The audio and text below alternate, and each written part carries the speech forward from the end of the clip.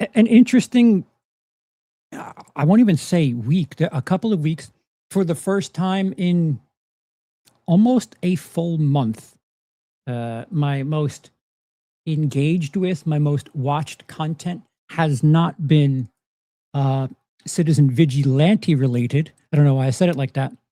And nothing that I've put up on the internet, on YouTube, has ever had that sort of staying power the way that thing did. And it's not to say that it's something that I welcome moving forward. It's it's very slanted and not something that I would consider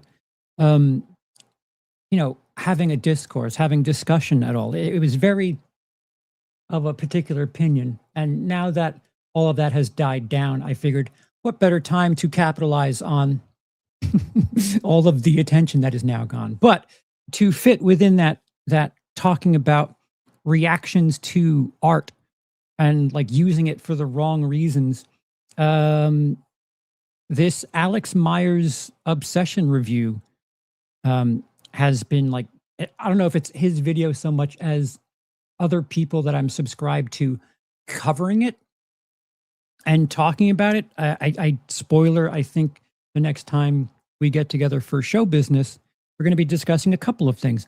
I don't know if there's anything I'm going to talk about as far as the Odyssey is concerned, but in the case of something like Citizen Vigilante, in the case of something like the Odyssey, especially the Odyssey, up until today, of course, people were like making their mind up, and there was a bunch of decisions being made and content being made about how the movie is either good or bad based on casting decisions. And I don't know if that's the most, I don't know, fair, if that's a reputable way to cover a piece of work.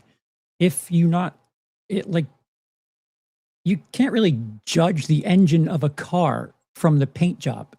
That isn't exactly the most fair thing. So that will probably be something that we talk about as openly as possible from multiple perspectives. Tomorrow's if we get together tomorrow, it should be an interesting one.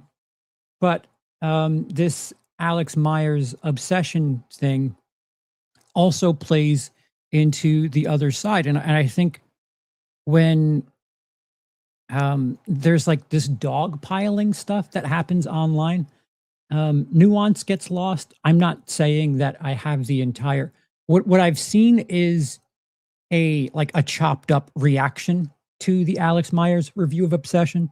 I'm going to react to it live. I have plenty of ammo. They have answered my prayers. Here is a 1.75 liter bottle of vanilla Coke, not vanilla Coke Zero. We're in for the long haul tonight. So we're going to react in segments. Ooh, I guess I could use this. We will react in segments, and you guys can vote on what I can't spell, what we will be doing first.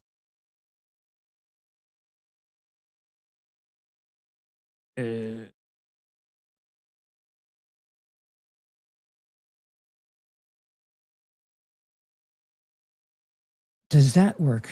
It does. Okay. So when I say obsession, what I mean is the Alex Meyers review of Obsession, which is currently down from YouTube. And when I talk about Citizen Vigilante, we're going to be reacting to the Film Threat review, the first movie review to say that Citizen Vigilante is the most important film of 2026. I remember I said it weeks ago that I would do a reaction to some of these interesting takes, and little did I know that my comment section would come close to 2,000 comments. So that kind of altered things and the expectations, and Yeah, so now that everything's kind of calmed down and I've had no discussions about the film itself. I was told a few hundred times that this is really happening. And I kept replying, yes, but this is not a documentary. Can you say anything about the film itself? And no one had anything to say about the movie. There were a couple of people that said, yeah, it's not that good, but it's important. I have respect for that. It's fine. It's fair to say that, listen, I know it's dog shit, but I like it for a specific reason. Fine.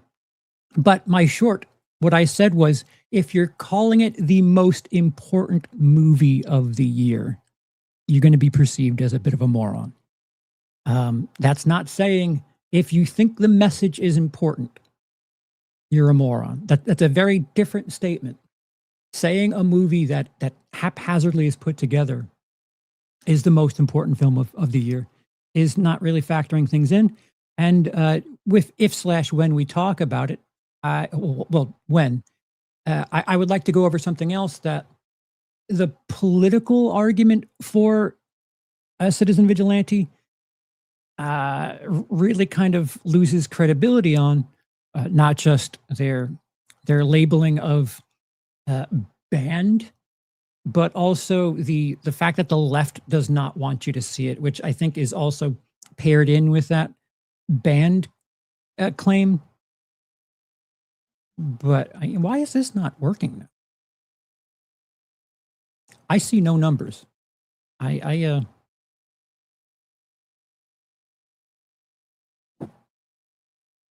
right, so you guys aren't big fans of the putting numbers into chat. All right. So it's a learning process.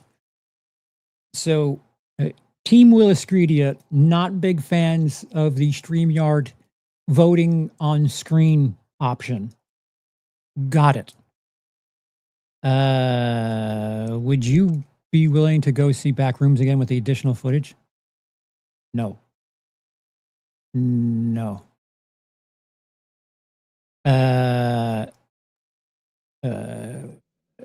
Christopher, takes, yes, they are takes. Interesting, not so much. I feel like people only defended the message of Citizen Vigilante than defending the actual film. The film looked like it was a feature-length YouTube skit, also edited like a 2014 Vine. Yes. Thank you, Doc. Yes. Yeah, this is the first time very clearly I've done something like this. This is going to have to get butchered on the VOD. If you're watching this in the future, this may not even be there, but technical difficulties. You have to separate the numbers, sir. So to be clear, the obsession thing is the Alex Meyers review. If you're unfamiliar with Alex Meyers, join the club. But it's something that kind of popped up. My Mrs. Scredia brought it up. We talked about it a little bit. So I'm going to try to be as open-minded, as fair as possible, because I think no matter what you're talking about, if it's Citizen Vigilante and you are someone who's on the right and you want to talk about the things that the movie's covering, that's fair. The movie's shit. On the flip side, Obsession, very well received. But from some of the clips that I've seen of this Meyers review, he's immature and childish. It goes after jokes first. And yeah, there's just terms that are being thrown around that I feel like are the exact opposite end of the spectrum. Having someone misunderstand a message of a movie and calling them a R-word apologist or an R-word enthusiast, I don't think that's the best way to handle things either. You have to open the possibility that just didn't realize that that's the case. It looks like we're going into obsession anyway. So I'm literally not high, but I feels like it. I'm stating one, but I'm just a bit confused. It doesn't matter.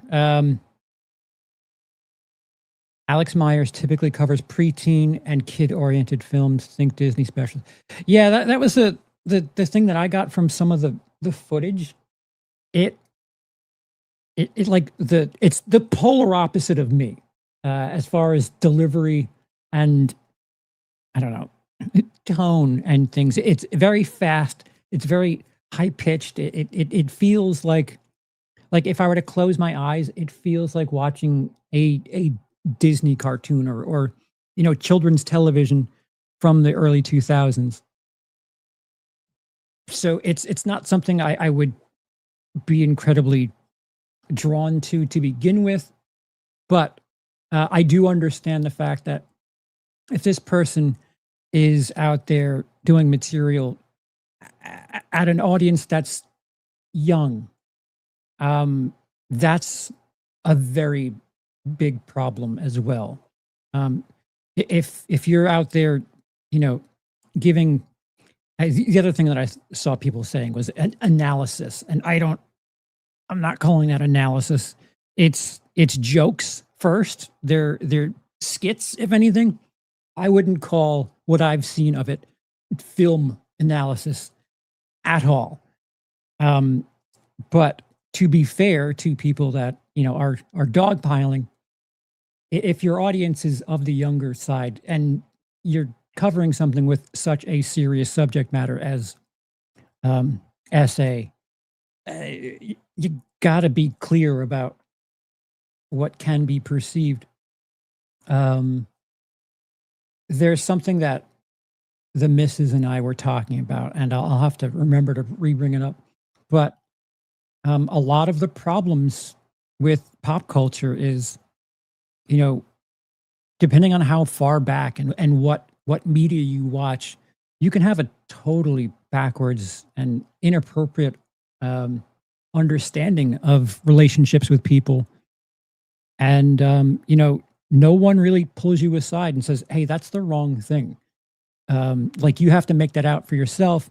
But if you keep watching this like media that just never really brings any of it to the forefront and like points and says, hey, listen, this is a problem. What I brought up with Emily was, Revenge of the Nerds, like the heroes of the movie, they like to get one over on the bullies.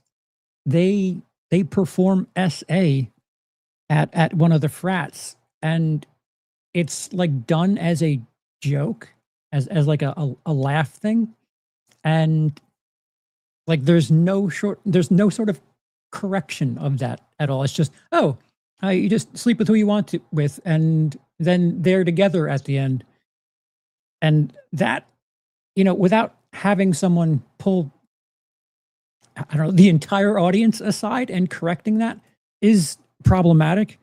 There's a bunch of things. I mean, as recently as Wonder Woman 1984, at least that conversation was out there. So we'll do this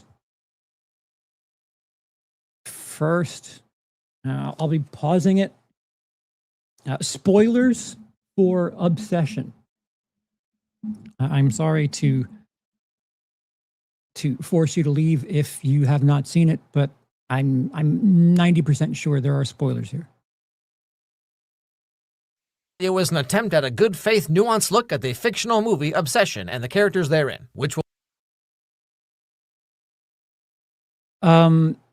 Was this put in after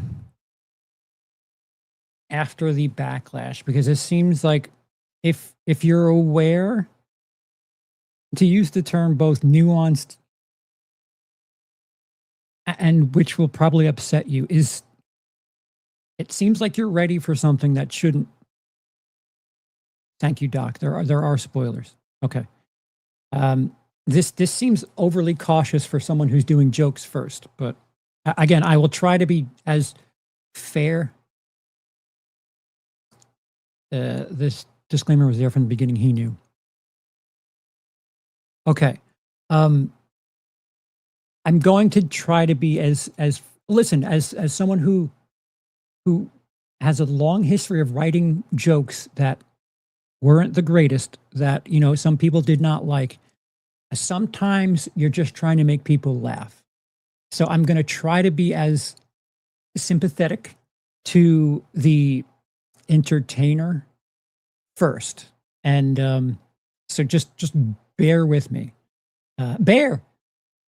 Will probably upset some of you for some reason. You know, I don't think I've seen the internet freak out about a movie like they have with Obsession. At least not in a long time. Maybe K-pop Demon Hunters was the last time where, like, everywhere you looked, everyone had an opinion about it. I guess you could say everyone's kind of obsessed. So I knew I had to make a video about it, but like, they kept pushing back the VOD release date, you know, because y'all kept on watching it. $750,000 budget. What? I don't know what the VOD release date has anything to do with anything. Is he playing his voice at a like 1.5 speed? Like I said, he's like the polar opposite of me. If you play me at 2x speed, I just sound like a normal person having a conversation. Him, this sounds like, and it sounds like he's talking through his like cheek. My friend. I don't know what that matters, but They made $300 million. One of the biggest indie film success stories of all time. Now, I didn't make a lot of videos about horror stuff, but I mean, a semi-rom-com about a nerdy loser guy who gets the girl at the end. Wow, this sounds like a nice, wholesome movie. But okay. So that line where he says a semi-rom-com, I know what he's referencing there. Curry Barker in interviews said that it was like a romance horror in some interviews. And some people think romance movies are rom-coms. Slip of the tongue, perhaps. If this were the most egregious thing, I think it would be forgivable, but I don't. I don't think that's the case. Okay, let's check it out. So come along, kids. Let's take a walk. I feel like I'm coming apart. I think about you all the time, Nikki. I'm gonna try not to. What I'm curious is how the fudge pack did he get away with putting clips up? I was trying to do genuine criticism about the cinematography, and I could swear that qualifies as fair use. But I guess if I just put a little animated person eating popcorn in the bottom corner, I can put clips in. Like, I'm more pissed off about that than anything. You're in every song I listen to. Marching along as the song fills the air. Gummy bear. Nikki! So this is our main character, Bear. Bear is 25, according to the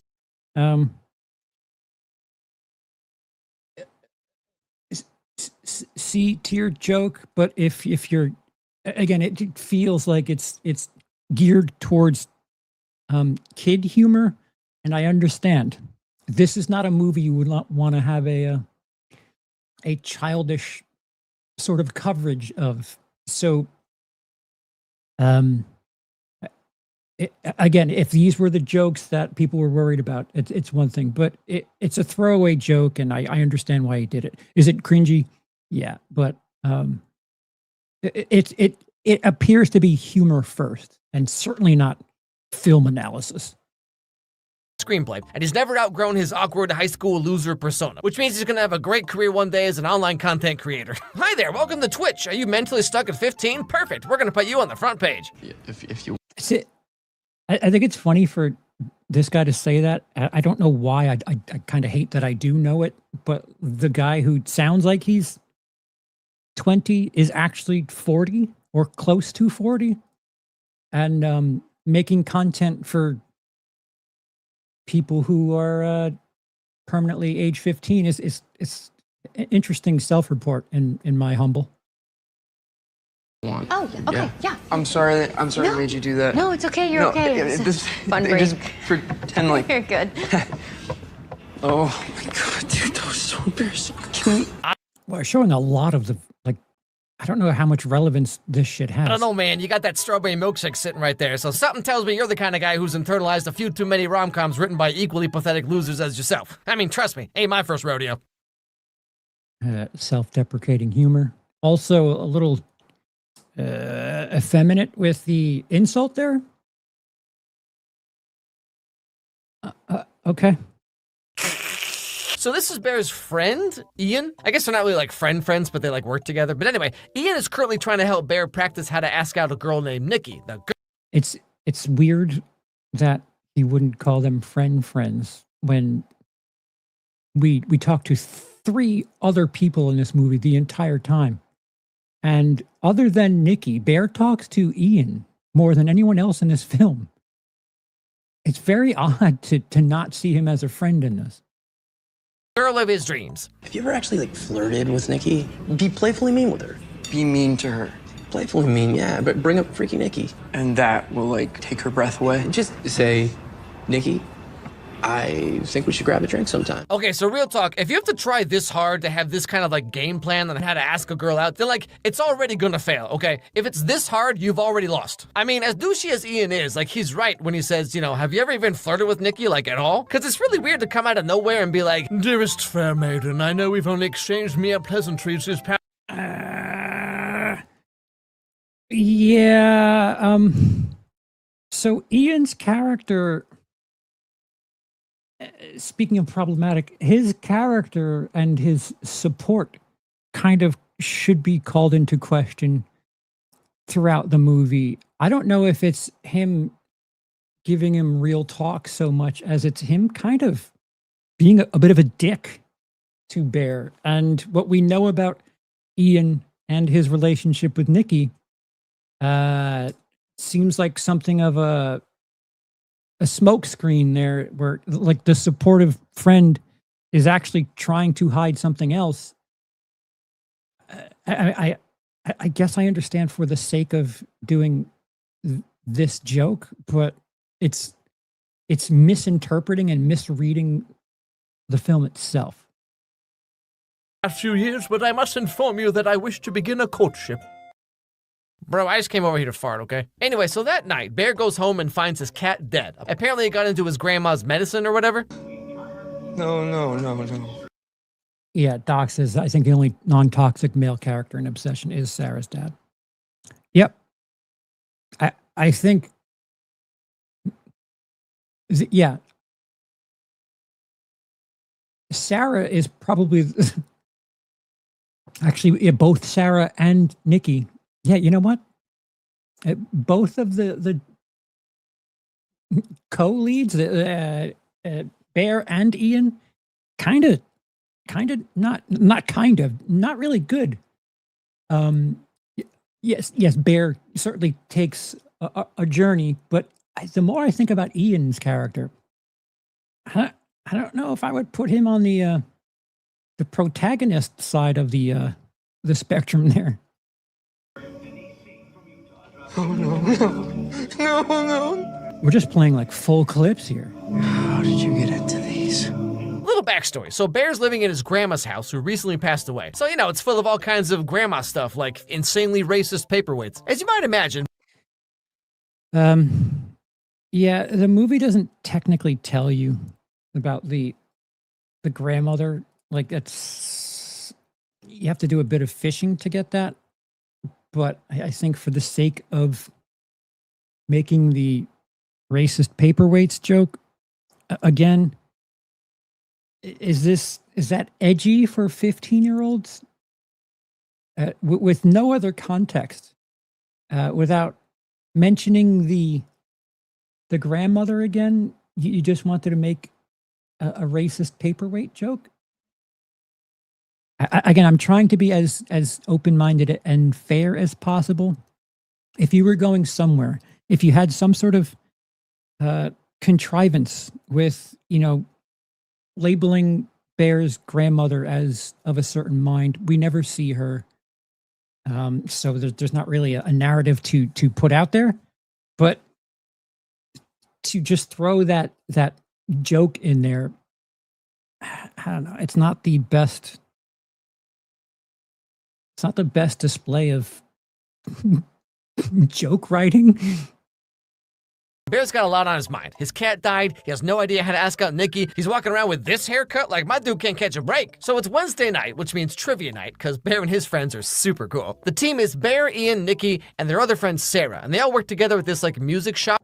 So the thing, the trivia night is important to Ian, and yeah, I'm less and less thinking of this video as film analysis and more jokes while talking about popular thing, because there's plenty to go through with what trivia night is. And again, the dynamic between Ian and Bear is incredibly more intriguing to me. Place, which seems to have a lot of employees for a random store on the side of the road in the middle of nowhere. So he's feeling pretty down, as you could imagine, but Nikki, of all people, calls him up to ask if he's going to hang out with the friend group that night. I don't think I can tonight. I'm just catching up on some stuff. Yeah, so I'm putting in my 2 weeks. Really? Shit! God damn it! Are you okay? No, I just dropped my crystal necklace down the drain. Oh, no, crystal necklace. Bear, get out while you still can. But then again, Nikki is a hot Latina, so one can only remain strong for so long. Now, because Nikki dropped her necklace, Bear gets this idea to get her another one. You know, be the hero, get his foot in the door, and then have no idea what to do afterwards, like me 80% of the time. Yeah, so the objectification, calling her hot Latina, if that were the, again, without knowing where things are going, I guess there's a bit more innocence to it, just like, you know, Bear just wishing for someone to like him. There's some sort of innocence in it without thinking about what happens to it. But knowing the things that are in front of both Bear and our pal Alex here, it's not as harmful to just say someone's attractive, or I would say label something with generalizations, but you've got to kind of do that all the way around. You should be able to have jokes for Ian. What type of person is he like? What type of person is Bear like? Which I guess the milkshake thing is kind of a dig, a decent enough, not decent enough, a way to equally rib both Bear and Nikki. But I don't think all he says about Sarah is septum piercing, which I don't know. Is that offensive to someone?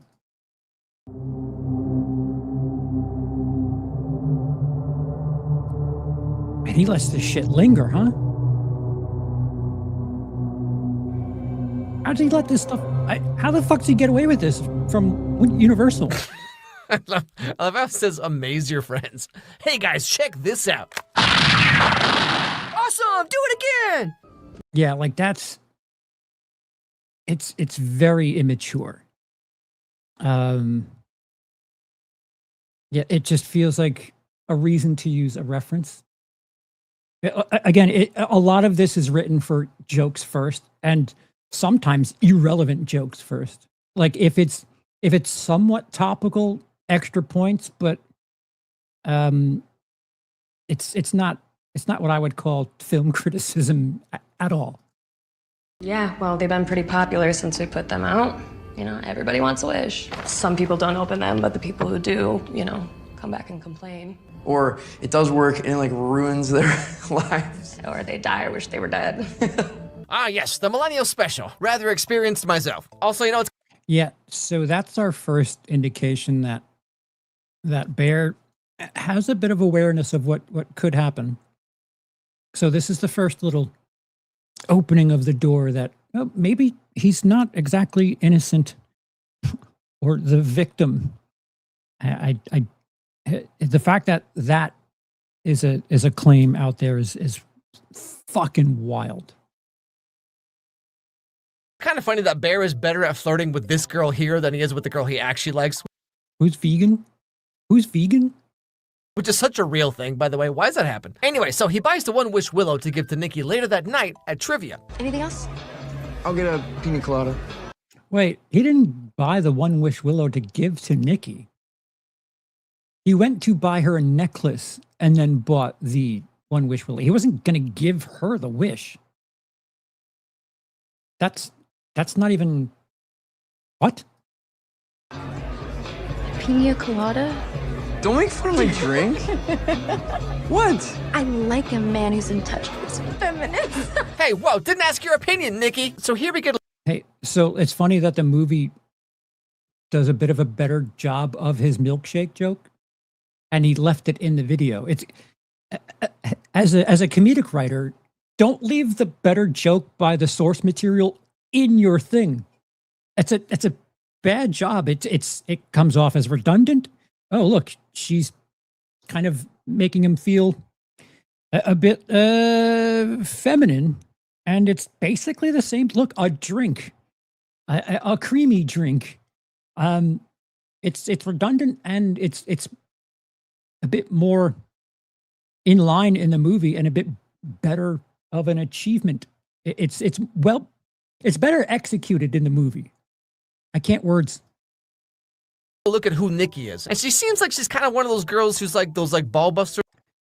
Wait, Bear did say he was going to give the Willow to Nikki as a last ditch thing. What was he going to do to give her the wish, though? What, give her something to wish for?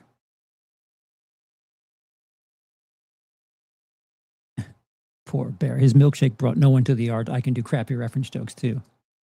Yeah. It's funny how we've gone from mocking things like Family Guy for doing reference to a lot of people just doing reference. Types, you know, she's always like, ha, bitch can't handle all this. I've never met a guy who can keep up with me. And then they just lay there like SpongeBob. Also, again, somewhat ironic, but earlier Bear was like, you want me to be mean to her? Why would I do that? But then she's literally doing the same thing to him right now, and it's clearly working. So, interesting. Yeah. But what? Okay, so trivia's about... But yeah, also, she has a physical relationship with Ian.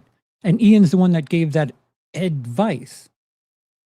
To start, and Bear's left standing there with Sarah, the other girl they work with that I mentioned, you know, and he tells her that his cat died earlier that night. What? Film trivia. Sandy died. Okay, this first one's a two-parter. What? And you have to answer both. Here we go. Really? This animated film features a blue genie. Here, I'm so sorry. Wait, hold on, back up. So the trivia topic was early film trivia, and the question was, this film has a blue genie that grants wishes. Ah, yes, the ancient year of 1992.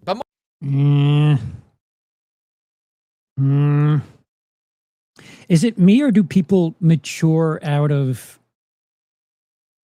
you know, the Doug Walker phase of their watching movie content? I feel like everyone has a phase where they're fans of cinema sins, and like this type of humor, like these type of jokes feel like, yeah, you know, 13-year-old me really thinks this is funny.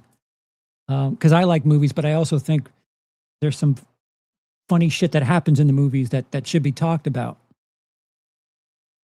But I also feel like everyone goes through a phase of that, and it eventually matures out of it.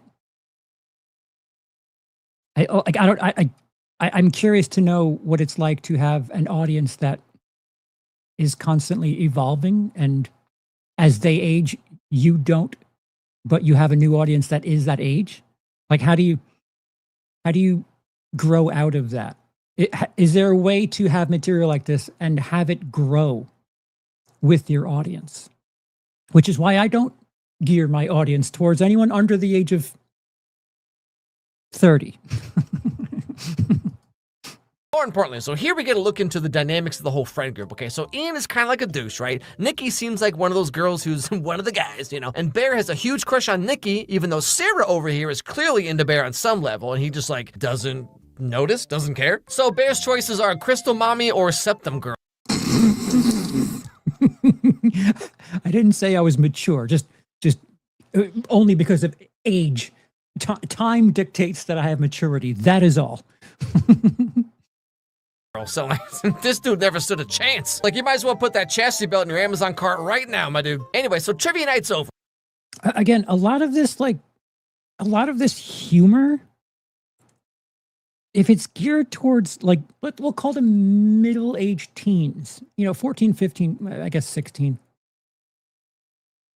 Like, do they know what a fucking chastity belt is? I didn't.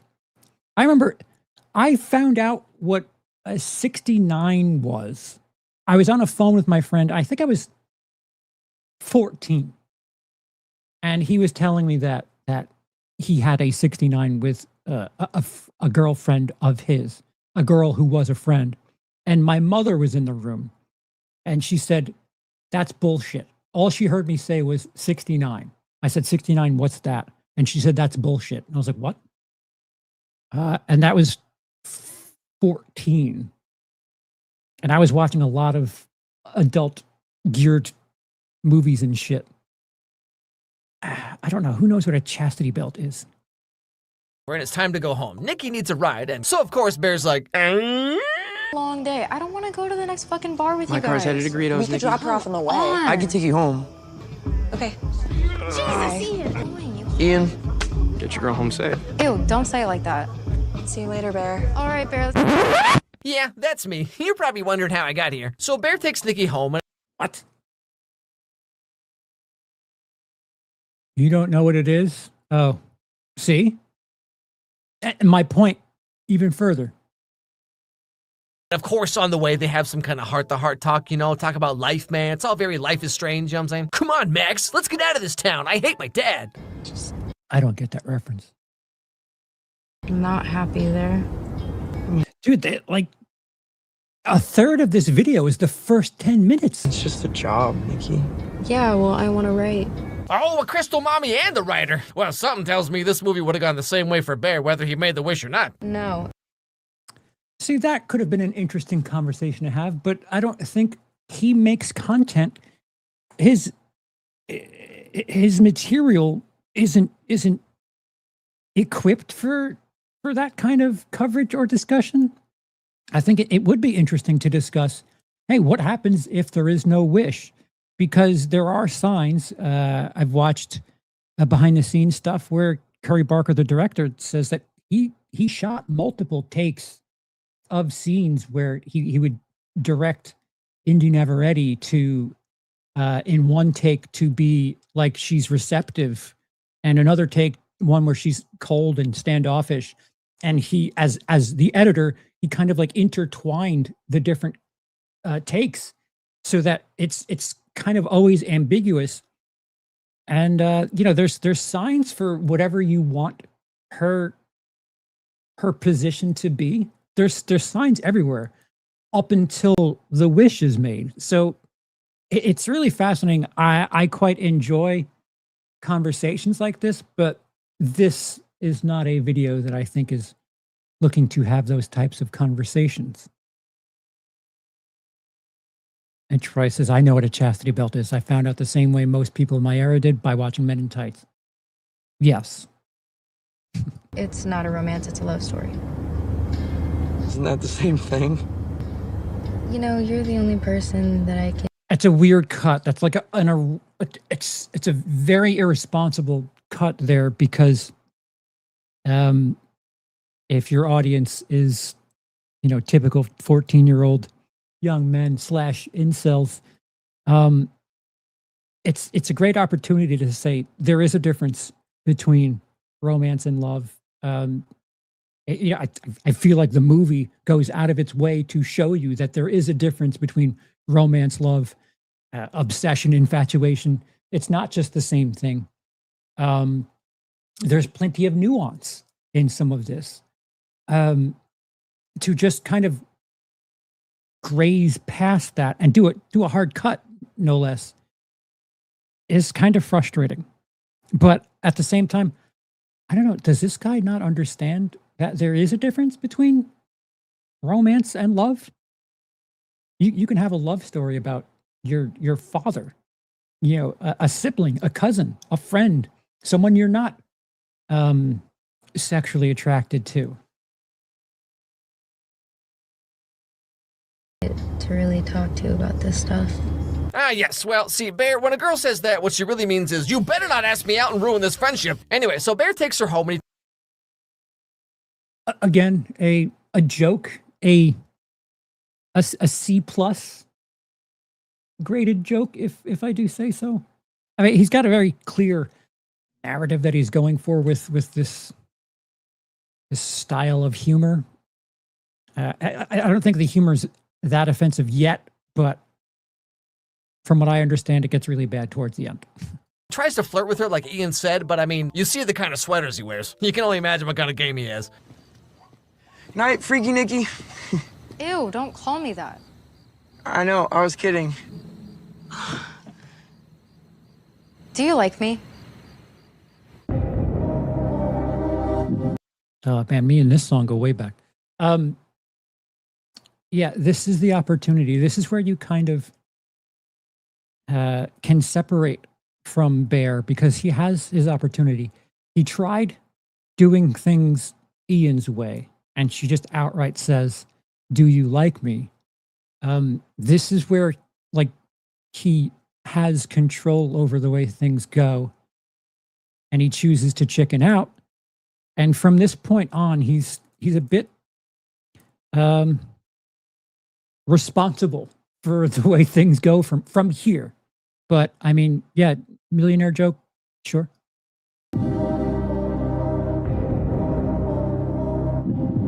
And that's long. I think we're good friends. My dude, she's leaving anyway. This is your chance. She says, do you like me? And then you say, what? Yes, I do. Also, apropos of nothing, I'm going to get a haircut, so don't worry. But alas, he says no when she goes into her house. Yeah. I don't know. Is there, can you make jokes like this and still be responsible enough to your younger audience and say, hey, sometimes you got to tell someone something that may backfire and it may have a undesirable result, but you need to find that out up front if you get the opportunity to find that out, rather than taking the path of least resistance and sort of like misrepresenting yourself. It's I don't know. I'm of multiple perspectives here, where if you're just trying to be humorous for an audience that is legal to watch the movie, sure, bad taste, but doing a bit of a disservice.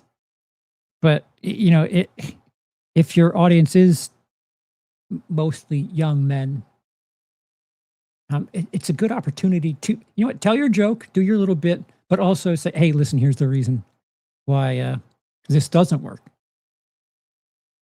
One wish, Willow. Maze your friends, you only get one wish. I wish Nikki Freeman loved me more than anyone in the Shrekin. world. Shrek. Okay, so jokes aside, up until this point, Bear was Jokes aside, just a dude with a crush on a girl that he was too scared to talk to. Okay, a story of my life. He pulls out this $7 wishing toy. He's like, golly gee, I sure wish Nikki loved me too. But here's where everything changes, okay? Maybe you want to come inside? I mean, I did just lose my cat, Bear. but wait, what happened to him giving her the wish? You lost your cat? Oh, wait. I mean, you lost your cat. I'm so sorry. So as you can see, Nikki's starting to act a little out of character. She's saying things that don't make sense. She also demands to go over to his house to spend the night. Yeah, I'm sorry. Yeah. Nikki, Would you cut to her being in the car again? why? My dad's dying. And you know, to Bear's credit, he's not immediately jumping at the chance to take advantage of her or whatever. Like, he gives her privacy and space. He doesn't want to make it weird. He turns around when she takes her shirt off. And like, based on what people were saying about this movie online, I expected Bear to be this like horribly angry, misogynistic incel dude, right? But like,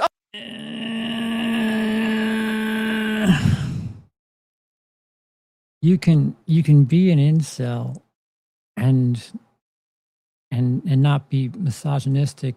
You can be an r/nice guy and misread things. To use online tropes and cliches from the internet It just furthers the confusion.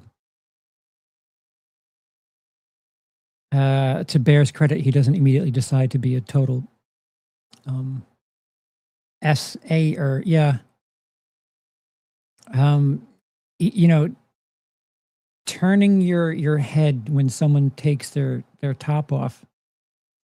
Again, this is like that antique understanding of what being a gentleman is, where again, I'll remind you that Revenge of the Nerds played an SA very inappropriately, and at no point do they let the audience know that that isn't right, because, well,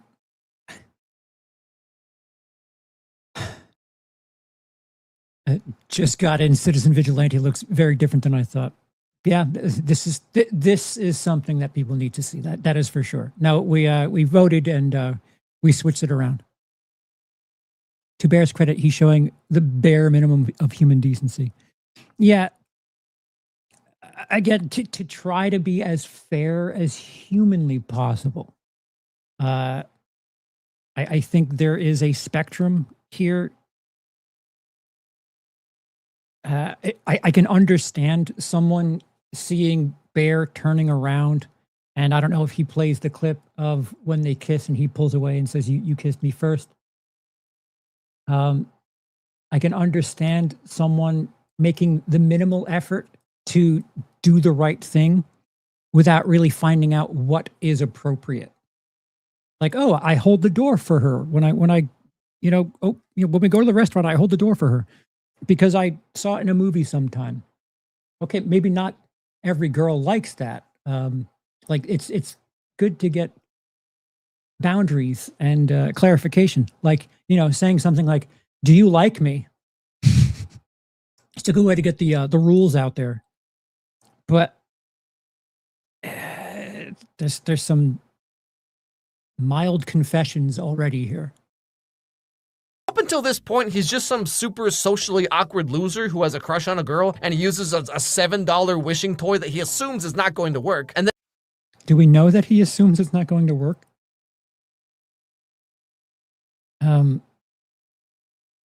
And when Nikki starts acting like this, he's very confused and put off by it. What were you doing? I was just going to the bathroom. Can you lay with me? Movie shot incredibly. I don't know, Nikki. Obviously, things get different later on, but at least up to this point, Bear has no idea that the wishing willow worked. And again, to his credit, the very next day, he immediately tells Ian that he thinks something's wrong with Nikki. Like he seems genuinely concerned. Just pretend like we're laugh. Yeah. I think Nikki is going through something. What? I don't know, dude. She was acting so weird. Like she would Like what? Is she okay? No. Now, I've seen a lot of people saying that this part is showing how Bear's trying to make Nikki seem crazy to other people or whatever, but again, he has no way of knowing that the toy works. Why would he think it did? You know what I'm saying? It was $7. But how would you explain how she's acting otherwise? Because up until that moment, she was very different. In any other circumstance, you'd probably do the same thing if your friend started acting like this out of nowhere, right? Anyway, so that... Yeah, I don't know if you would let them sleep in your house, though. I don't know. You might want to call someone that they trust, or perhaps a doctor, if it's as serious as perceived. Night, Ian apparently talked to Nikki, and she said that she was on some drugs or whatever, and so maybe that explains why she was acting so erratic, like when she and Bear kissed earlier. Oh my god, I'm so sorry. You kissed me. I know, I thought I saw something. So at this point, Bear thinks that Nikki was acting weird, kissed him, freaked out, etc., because she was on drugs, right? So again, to him, in this moment, it all seems totally above board, but is that above board? Even if you're too take that at surface level, you would at least think that this person has a drug problem. No? Like if you're taking all of that on surface level, unfortunately, the film analysis here isn't very stacked. The issue is that Bear as a character wants what he wants and doesn't think about anything for anyone else. I mean, we get it as soon as the cat with the medication. Why the fuck do you not have the pill bottle? You know, it's child-proof, so it's certainly cat-proof. Why did you not have the pill bottle shut around your cat? And, you know, what we get of him following the cat is kind of a punk move. All of his actions in this movie are very selfish. Fair to think that perhaps a little naive in the beginning. I don't know if the word innocent is something I would use, but there's some plausible deniability early, but it goes away more and more as the movie goes on. And by goes on, I mean like 5 minutes in. Guess what? If Nikki were on drugs and not influenced by the wish, it's still coercion and not consent. Yeah. Yeah. I don't think me and my incredible lack of vocabulary is the person equipped for this, but I really think instead of throwing arrows at each other, I think someone should have a conversation for the sake of 13 to 16-year-olds or 13 to 40-year-olds right now, just to say, hey, listen, I don't know what you think. You might think that this is okay, but here's what is and is not okay. And I think the R word gets thrown around, and it's scary, and people automatically assume that SA is, doing something without getting permission. And when they hear other things get categorized as the R word, SA, they're like, yeah, but no, it's consensual. And I don't think they're understanding that it's not black and white. There's a very wide spectrum of things that qualify. I think maybe if we were to introduce vocabulary that gets them to understand that, yeah, you can SA someone that, is with you voluntarily. It's not black and white like that. Like I forgot who said that. If you're married, you can't SA your partner, which yeah, nope. that is not the case. But then, out of nowhere, Nikki goes over to Bear's house to apologize. I was on MDMA, so if I was weird, that's why, and not saying that you took advantage of me. Nikki, I didn't know you were on drugs. That's Get what I'm out. saying. I'm not saying that. Not saying what? You took advantage of me. I don't think I didn't. I know, that's why I'm saying you didn't. Okay, see, this is my point. Like, given the circumstances, Bear's being pretty normal about this. See, this is where some proper media literacy, some film theory would help. The way she's shot is not that of a rom-com. Why can we not make out any of her facial features? Why is she completely in the dark?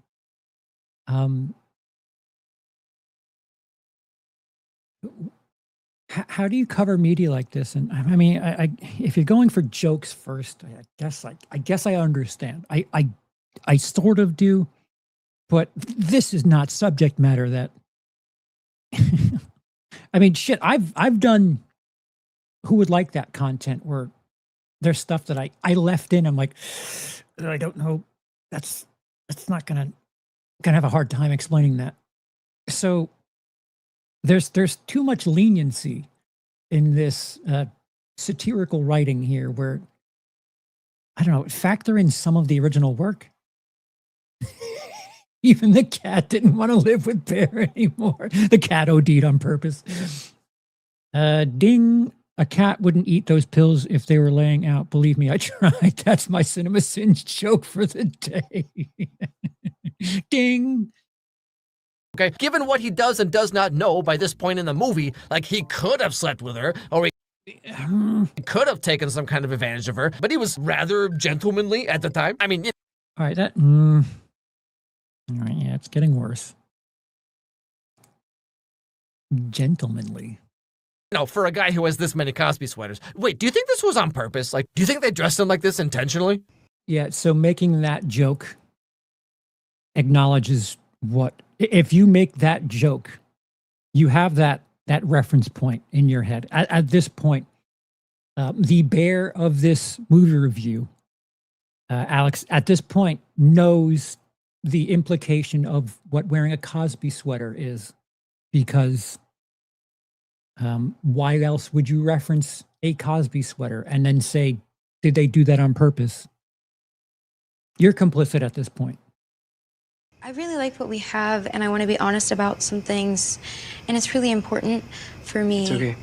I know you like me, Bear. Why do you like me? Would it freak you out if I said yes?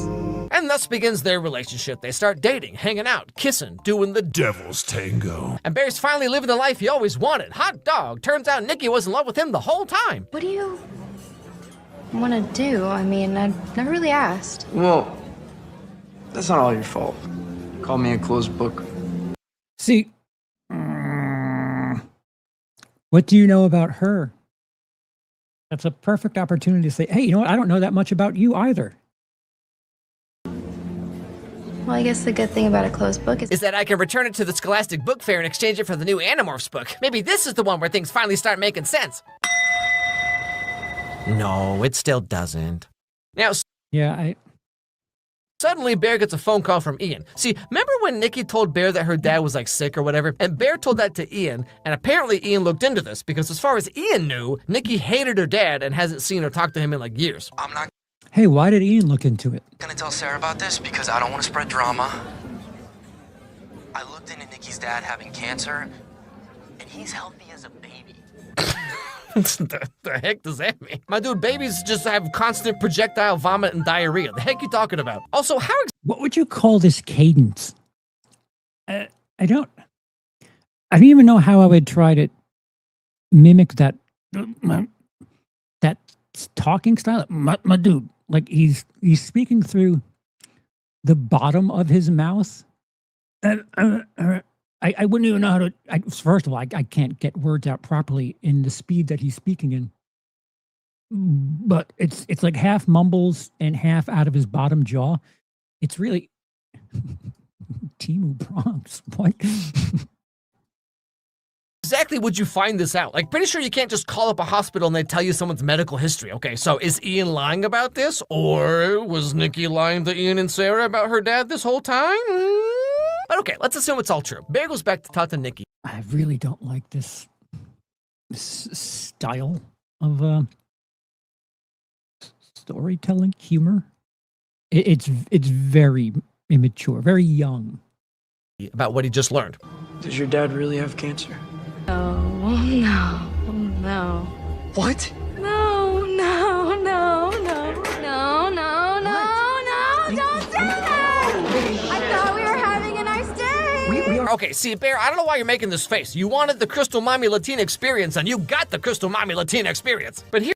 Yeah, so the Crystal Mommy Latina experience is a joke that he made. Like, so for the sake of the review, the Crystal Mommy Latina experience, technically, we don't even know if Nikki is Latina in the movie.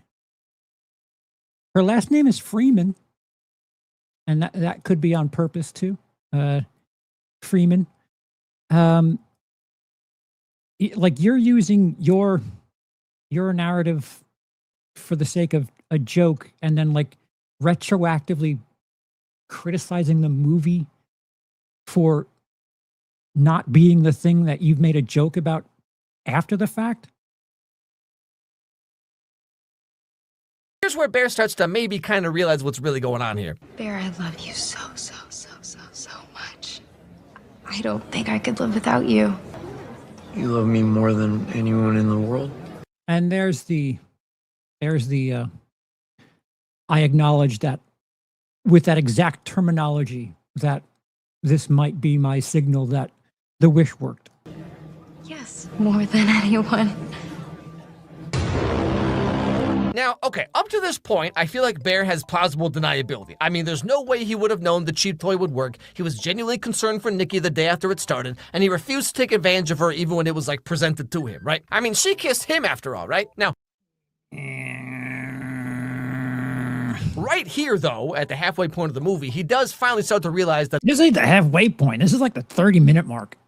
the wish actually worked. But like even then, like literally every rom-com is about trying to find a way to get the other person to like you, or you manufacture a meet cute or whatever, right? Like I've seen some internet comment threads where it's like, he only saw her as an object and wanted to remove her autonomy. That's why he made that wish. But like he didn't wish that she would do whatever he wanted, or I wish that she would become obsessed with me and me only. He's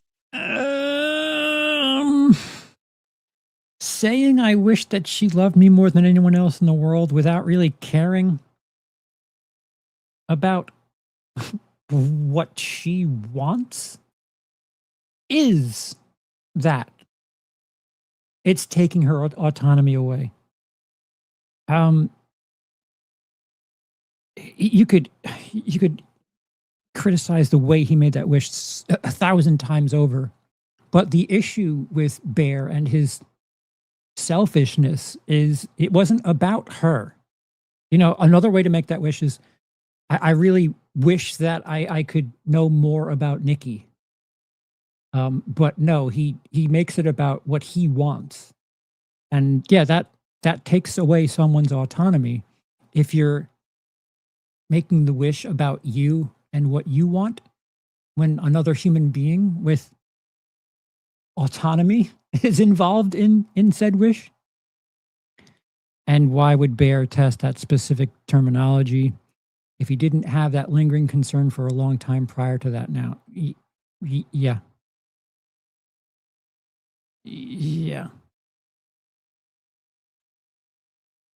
specifically wish that Nikki would love him more than anyone, which is literally what everyone who has ever had a crush wants. Like, yeah, but that's, yeah, when you're 10, like when you don't have a fully formed brain yet, and you don't understand that Santa Claus isn't a thing anymore, or it is not a thing anymore. Well, fuck, I don't know how late people find out about Santa Claus.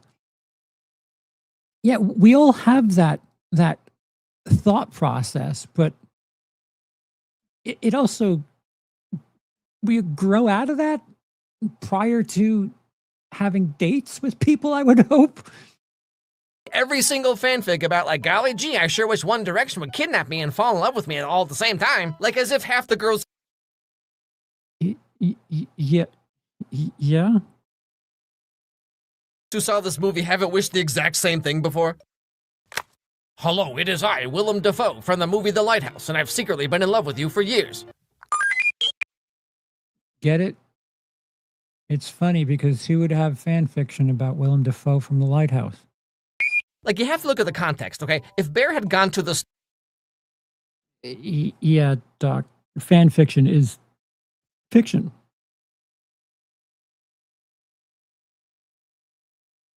Never made the connection until now, but this Overboard reboot is going hard. Overboard, another one that, yep, very good. Very good. I might steal that, Troy. Store specifically and be like, hey, do you have something that'll force a girl to fall in love with me? Or if you, like, searched on the internet for some kind of, like, weird ritual that's gonna make anyone fall in love with you, then yeah, that's... Wait, what?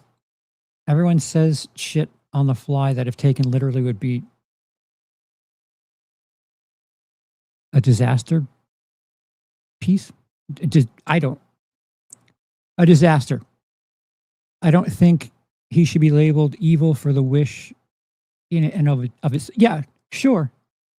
But at a certain point, you've got to realize, oh, she's not in there. Like leaving you notes on a Polaroid that says "not me." And when she talks to him in the middle of the night when she's sleeping, she's telling you, "Hey, something's wrong here." Some funky stuff, man. Or like later on, we find out that maybe Ian and Nikki have been hooking up, right? But Bear doesn't learn this until the very end of the movie. So like, for example, if he'd found this out at the beginning of the movie and he was like, oh, so Nikki's just some slut that bangs every guy except me, huh? Well, I'll show you. Then yeah, he'd be like some misogynistic incel. Yeah, but again, not understanding that romance and love are different. Sex doesn't always mean anything. Sex can just be that to people as well. Do you love someone, or do you just want to fuck them? Because it's possible to have both of those things without coexisting. But for at least half of the movie, he has no idea that this would work, and in fact, he's concerned for Nikki when she does change. To me, at least, it totally seems like a fanfic or whatever that he thinks would have no way of actually coming true. I'm not saying Bear is a blameless, innocent victim, okay? But I think some of you are a little too quick to attach motivation and subtext to this character that is not based on the movie. Like, it really seems like some of you want him to be a horrible, incel, intentionally malicious guy, regardless of what actually happens in the movie. Even the guy who played Bear himself said this about the character. I never thought of Bear as a villain, but what really drew me to this story was the gray morals of it all. Bear. Yeah, but actors need, when they read a character, they need to look at it as, why does my character think they're right? So getting a quote from the actor, they need to have that frame of mind when they're playing something, because each actor needs their character's motivation, and I don't know how great movies would be if every actor knew exactly what their if their character was evil or not, whether or not they felt that way.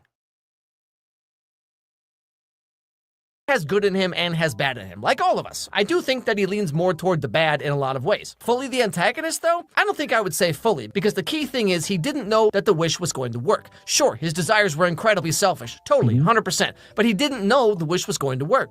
But once he realizes that the wish does work, you're now aware. Now you're supposed to take control and be responsible about it. And you have to assume that this guy was in close talks with the writer-director of the movie the whole time. So basically, both of them are saying that Bear is meant to be ambiguous, and you all are just over here like, nyah. Like, are you all equally upset about the Disney Channel original movie Zapped or 16 Wishes? Because fundamentally, these are all the same movie. Like, remember Descendants?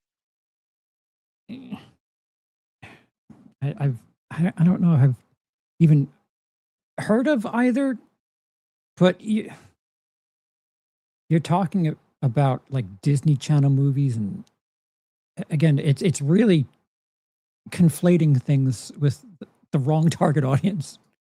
It's one, Mal cast a spell that made Ben fall in love with her. Where's all the Reddit threads about that? I don't see no 2-hour video essays. I made a video years ago about the show WandaVision, and everyone got so mad at me when I said it's crazy that we're supposed to be so understanding about how Wanda enslaves an entire town and uses magic to force her husband to stay with her and have kids with her. Huh, isn't that interesting? I found this comment in a Reddit thread that puts it so perfectly, so I'm just gonna read part of it. But remember, this sub attracts the most obsessed fans of the movie. They flex about watching it at the theater like 10 times already. They make several posts a day about it. They make crazy over-analysis and theories that have no ground in the reality of the film, etc. It's not just a movie for them. They're incredibly emotionally invested and attached to an unhealthy degree. It's almost cultish at this point. And people who are chronically online or addicted to a piece of media aren't the most emotionally stable or media literate to begin with. So a lot of it comes from an emotional standpoint, hence the refusal to engage with the material in good faith and just making it say what they want the movie to say in an over-the-top, sanctimonious, dogmatic way. It's like a ritual for them, a catharsis. See,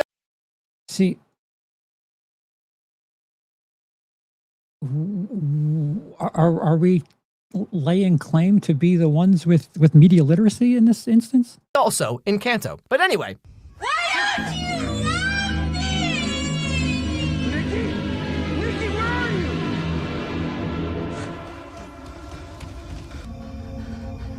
you? So the movie goes on. Nikki gets more and more like this is just irresponsible.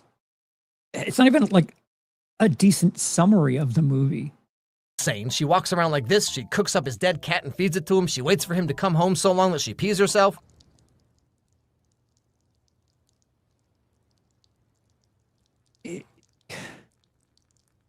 Do we have a theory? What we come to find out is that the real Nikki is trapped inside of this demon Nikki, and every so often she gets to come out for just like a brief second, which is why Nikki seems to be acting the way she does. It's like the more the real Nikki tries to break free, the more the demon has to overcorrect.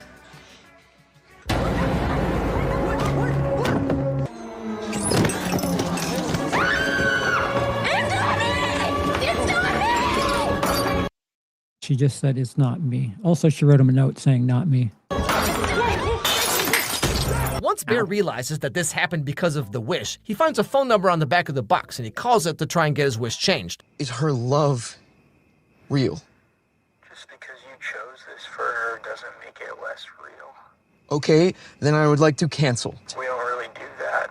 What? I love how chill the wizards are in this movie. Like, this dude's like, yeah, so your girlfriend's soul is, like, trapped here or whatever. Anyway, I gotta go reheat my nachos, bro. Glaucoma or something. Do you want to talk to her? You want to talk to her? Who is that? Nikki.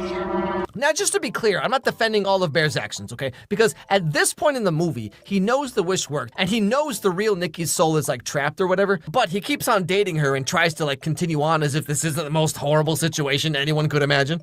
Yeah, can we at least say at this point that he's completely the villain of the movie? At this point, now that he's made that phone call and is fully aware of the situation, is he the villain now? Though, to be fair, what is he supposed to do? Because if he breaks up with her, she's gonna hunt him down. And the only other choice, as we learn, is that the spell will break if he dies. What the hell? What can I do then? When you die, the wish will go away. You're sure there's nothing else I can do? Yeah, I mean, as long as you live. Sounds to me like you have a moral obligation to be there for her. Another option appears when the real Nikki's able to speak. It's funny thing is the moral obligation to be there for her could be perceived as dying for, you know, the human being trapped in there. Very briefly while the demon Nikki is asleep. You are you, Nikki. Please don't wake her up. Just kill me.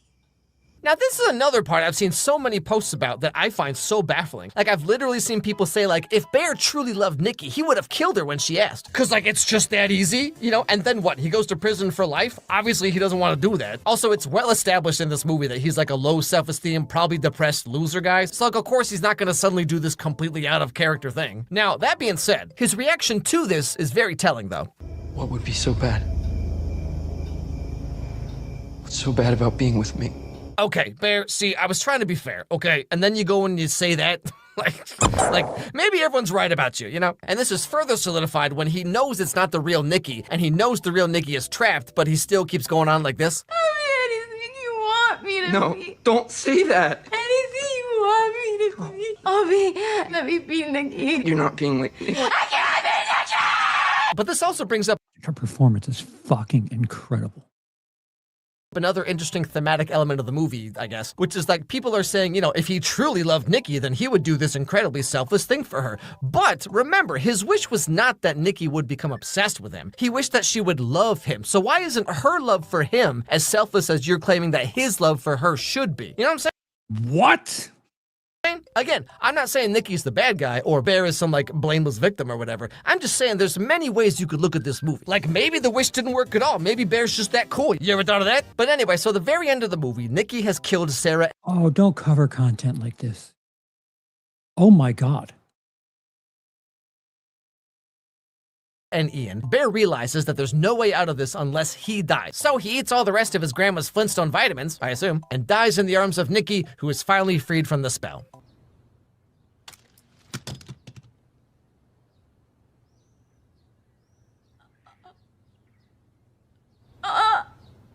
Spoiler. And that's more or less the end of the movie. More or Yeah, less. so whatever your personal interpretation of the movie is, it really is a fantastic film. It's a great horror, great writing, the acting is incredible. Nikki, obviously, fantastic job. But like with a lot of other movies and shows, Heated rivalry.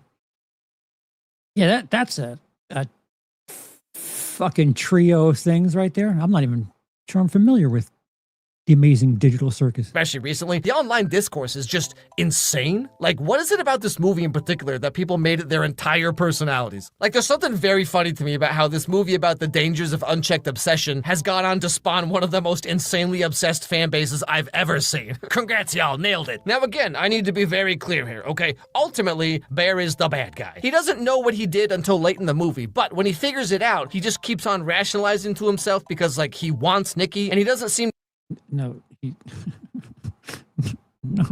no, he's selfish. He's a coward and he's selfish. to really care that she's being tortured the whole time, but rather he wants the demon to just act like Nikki so that he can pretend that he's actually dating Nikki, you know? Like, this is a bad dude. Yes, absolutely. Nikki is completely innocent. Her life is forever ruined because of some depressed, selfish loser guy, okay? Yes, like that's the outcome of the movie. But how we get to that point, I think, is a lot more nuanced than a lot of you were giving the movie credit for. Oh. All right, so he really like did a lot of the first 20 minutes or so. It seems like the first 20 minutes is like half of this video and really cruised through the true conflict of the movie. You know, that middle 45 minutes just apparently, Jacob, this guy's close to 40. Do you also have his apology video? I do not. That was taken down. Well, this was taken down too, but I do not have that. If Bear really loved Nikki, did he miss the fact that the title works in more than one way? And I think that's the fascinating thing is the same way there's that conversation between love and romance. You could say that about a lot of things. I don't think any very clearly any interpretation of obsession, love, it can mean very different things to very different people, and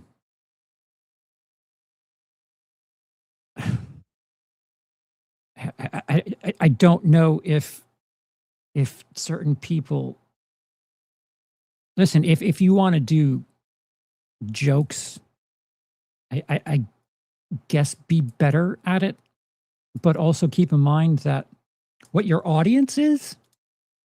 Like, if you're mostly just covering like cartoons and shit, what? Why cover that?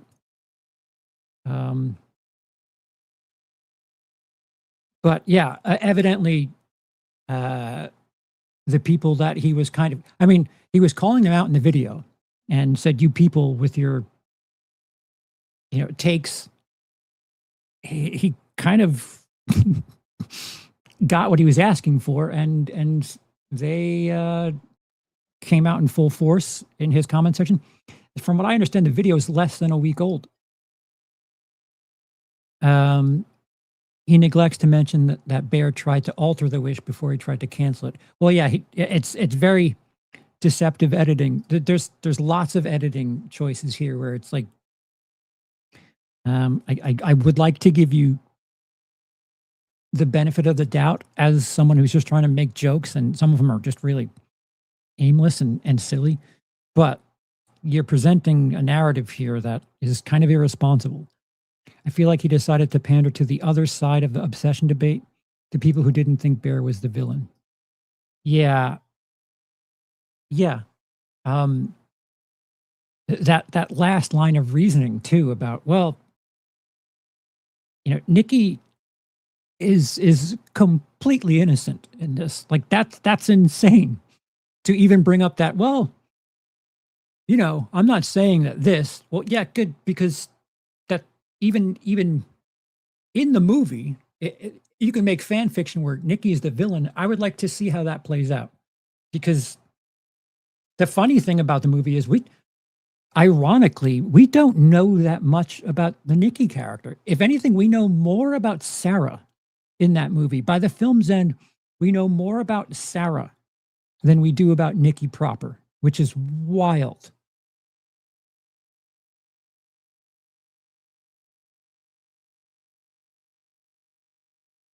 His apology was basically, I'm sorry you felt that I said these things in a wrong way, so no responsibility. Yeah, well, I've tried. I don't think it's the worst thing in the world. I do think this person is equally a little brain dead. I would hope that the backlash and the response he's gotten is something that he will step back and realize maybe I don't understand the situation too well. And yeah. Did anyone come to the conclusion that maybe the person who made the video also does not know women too well, does not understand the media? Another reason I wanted to talk about this is we trust content creators and people in certain communities a little too much. Popularity doesn't necessarily mean expertise. Present company included. I'm neither popular or an expert, so I'm clear in both cases. But I think we trust people with some sort of influence that isn't really earned in certain pockets of life. If this guy's mostly covering cartoons and shit, and suddenly he does his shticky Saturday morning cartoon style thing with obsession with the very serious subject matter, like you wanted to cover this, you're going to get the response. Has someone come out and said, you don't understand both the movie, the characters, and if you're making the jokes that you are, do you understand, men and women, period? I would love to see his content on something like Irreversible. But again, to be as fair as possible, is there a shot that someone, without taking the opportunity to dunk on him, tells him that, yeah, you've read this all wrong, and here's the reason why? Again, be the bigger person and explain why Revenge of the Nerds is very, very wrong. Explain why Wonder Woman 1984 is very wrong.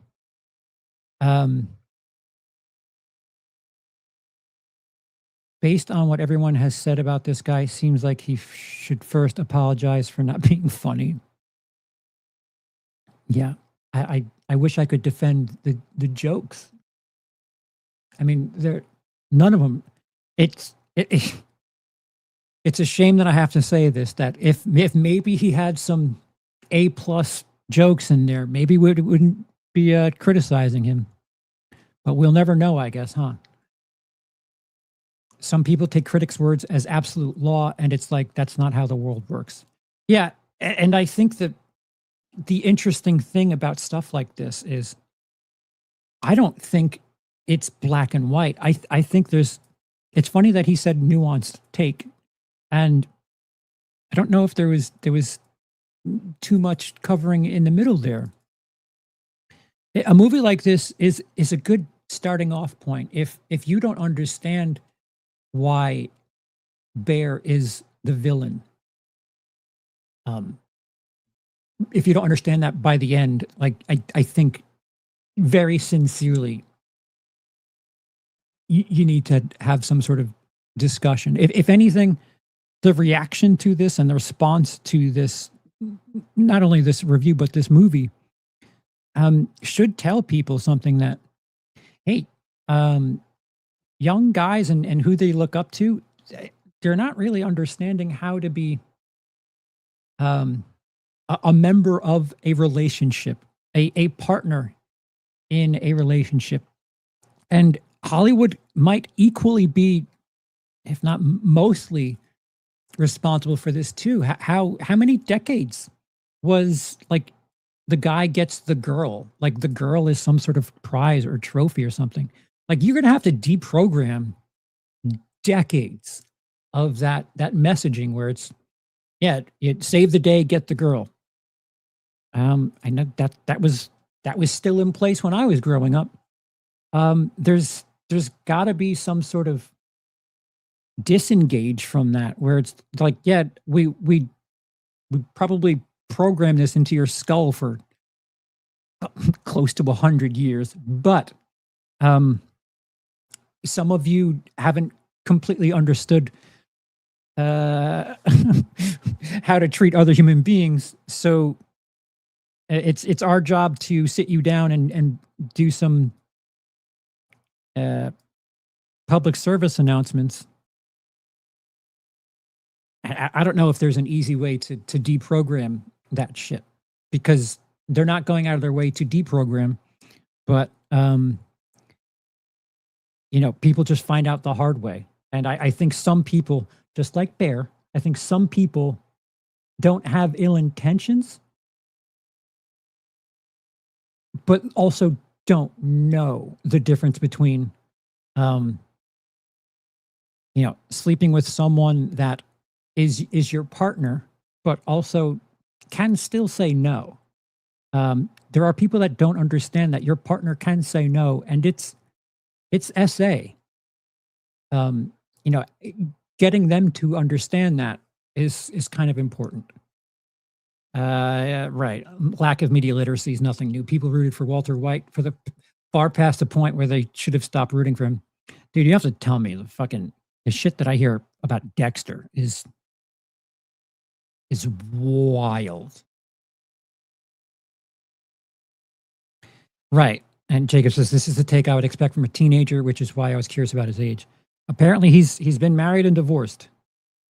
Again, it's one of those things where if you're being something of a vessel for your audience, it makes it worse. Like if you know better, but you're just kind of playing to the audience and the age group of your audience, that's irresponsible.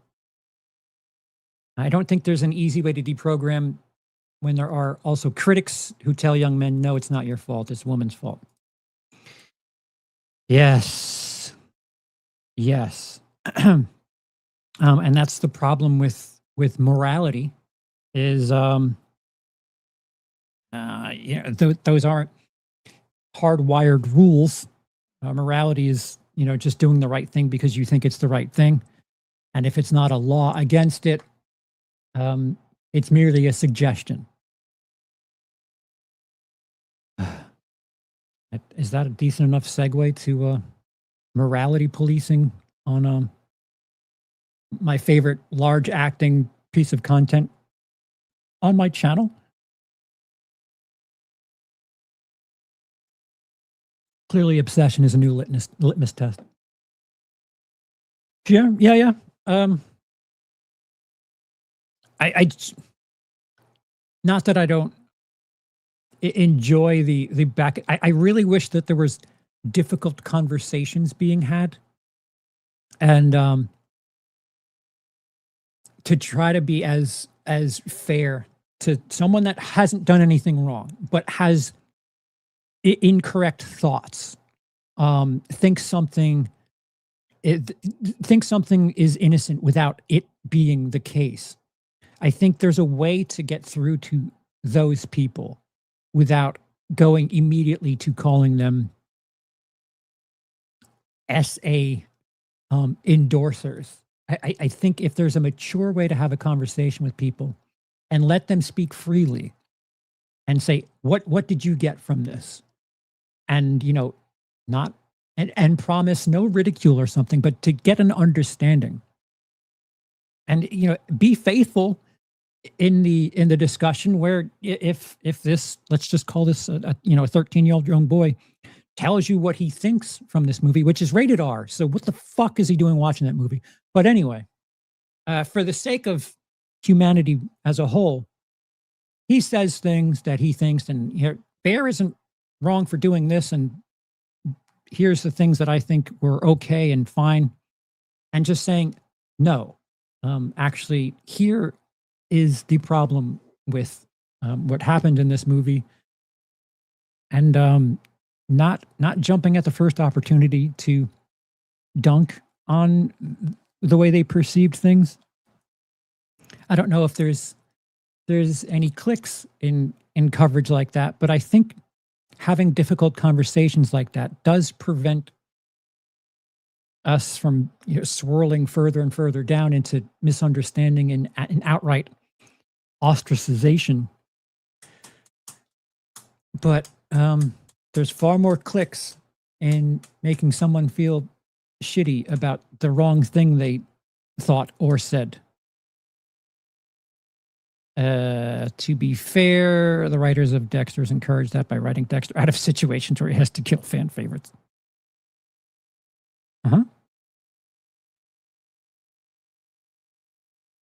Speaking of media literacy, on to Citizen Cannibal. Indeed. So was the video was a joke or a literal opinion on obsession? I think, unfortunately, he tried to play it both ways. I think he took the opportunity to make jokes at every chance, and not 5-star jokes, mind you. I don't know if any joke that he made in that video is something that I would put like on the mantle of a video that I would do. Not listen, he's got 4 million subscribers, so the fuck do I know? But none of it is something that I would point to and say, here's that joke I made during that obsession review where the writing process wasn't really well fleshed out for the sake of humor. And as far as just covering the movie's concerned, it seems like he was more interested in just being a contradictory voice to a bunch of people on Reddit or whatever. Who was the victim in obsession? Bear. Run. Speaking of, yep. All right, so some of you may or may not remember my content 3 weeks ago talking about the most important film of 2026. And here is the time where we will be talking about it. So from one end of misunderstanding and not really having great media literacy, we'll go to the other. And this might be like purposeful ignorance. Where the Bear character, there is some sort of plausible deniability that he didn't realize what he was getting into in the beginning there. And over the course of that movie, he eventually has an understanding that he should be making better decisions. I don't know if I could say that for these people. Because I don't know if I could be charitable and say that, oh, they're film critics who have a certain opinion. Because when I made my review, I was specifically speaking about Film Threat and their thumbnail saying that Citizen Vigilante is the most important film of 2026. And my issue with making bold claims like that, I get it. On the internet, you need to use hyperbole. I get that, it's the way to get clicks. I just wish that there were other ways to do that without being so, I don't know. We'll react to the fucking Citizen Vigilante review. And this is the first time I'm going through it start to finish. So, but let's talk about Citizen Vigilante, what I believe will be one of the most controversial films released this year, on the level of Sound of Freedom. You will see people. See, that's a weird thing to say.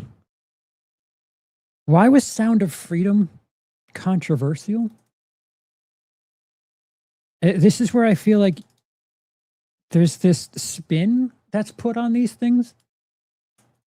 Because Sound of Freedom, there was this twist that, oh, this is important.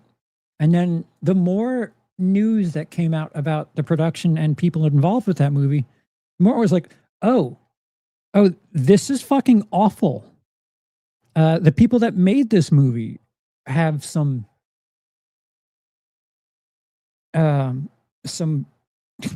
questions to answer. Just skipping over something like Emilia Perez is a choice, because that was just recently. That was between Citizen Vigilante and Sound of Freedom. Emilia Perez, if you want to talk about controversy, that's the left side of the spectrum. People wildly praise this movie when it discusses the themes. See, the themes. This is an interesting way to front load your review and say people will praise a movie when discussing the themes. I don't know if this movie has any sort of thematic purpose. It is a very cliched exploitation movie in the vein of a Death Wish or a Taken or an old Dirty Harry movie with Clint Eastwood. See, so there's a difference, and I really hope that we get the explanation for why this movie works and why it's the most important film of 2026. Death Wish. The main character does the things that he does because his daughter gets essayed. Taken does what he does because his daughter gets taken. There's motivation for the main character of these movies. This movie is an American, an illegal immigrant in Europe who's just taking the law into his own hands for what reason? What is his motivation to do these things to help clean up Europe as a illegal non-citizen? I hope they explain what his motivation is and how it plays well. A revenge exploitation movie. John Wick, his dog. There's motivation with those characters. At least there's some sort of, at its basis, at the core, conflict. What is the conflict of the character? In Citizen Vigilante, the dude just likes killing people. Why is he doing it? We never find that out. About an avenger going off to right the wrongs of people who have not received justice from our judicial system. Why? And there are people going to criticize it for being racist. It's kind of shallow to just be like, people are going to say this, people are going to say this, people are going to say this. For being Islamophobic. No. But I think in light of recent events in the UK, it could not be more timely. Armie Hammer stars as a mysterious figure. I don't even know if I remember his name. It's Sanders. It's such a great movie. You don't need to know the name. The movie's so important. Names are irrelevant. Yeah, Sanders is the character name. Other members of the cast is Costas Mandylor, who I haven't seen in a movie in years. And Armie Hammer's character Sanders meets a young woman in the hospital who's been brutalized by one of the gangs of people who do horrible things to women. In the EU. I want to remind these two that the UK, not a part of the EU, famously so. The EU, make of that what you will. He begins to track down. Thank God they're up to date with the news in Europe and the EU. It's very telling. It's very pressing and very important the way things are happening in the UK. Anyway, this movie takes place in the EU. Brexit's still a thing, if I'm not mistaken. Down the perpetrators who have done that. In the meantime, he's rendering justice only on those who deserve it. And what do they? Should we do a tally of how many innocent people die in this movie? They all look like? The people having the justice done to them seem to look a certain way.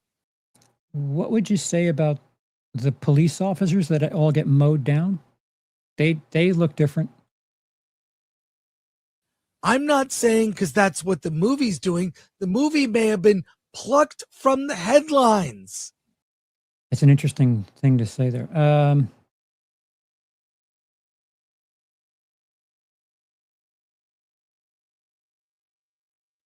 Headlines. So this was recently, after the release of the film.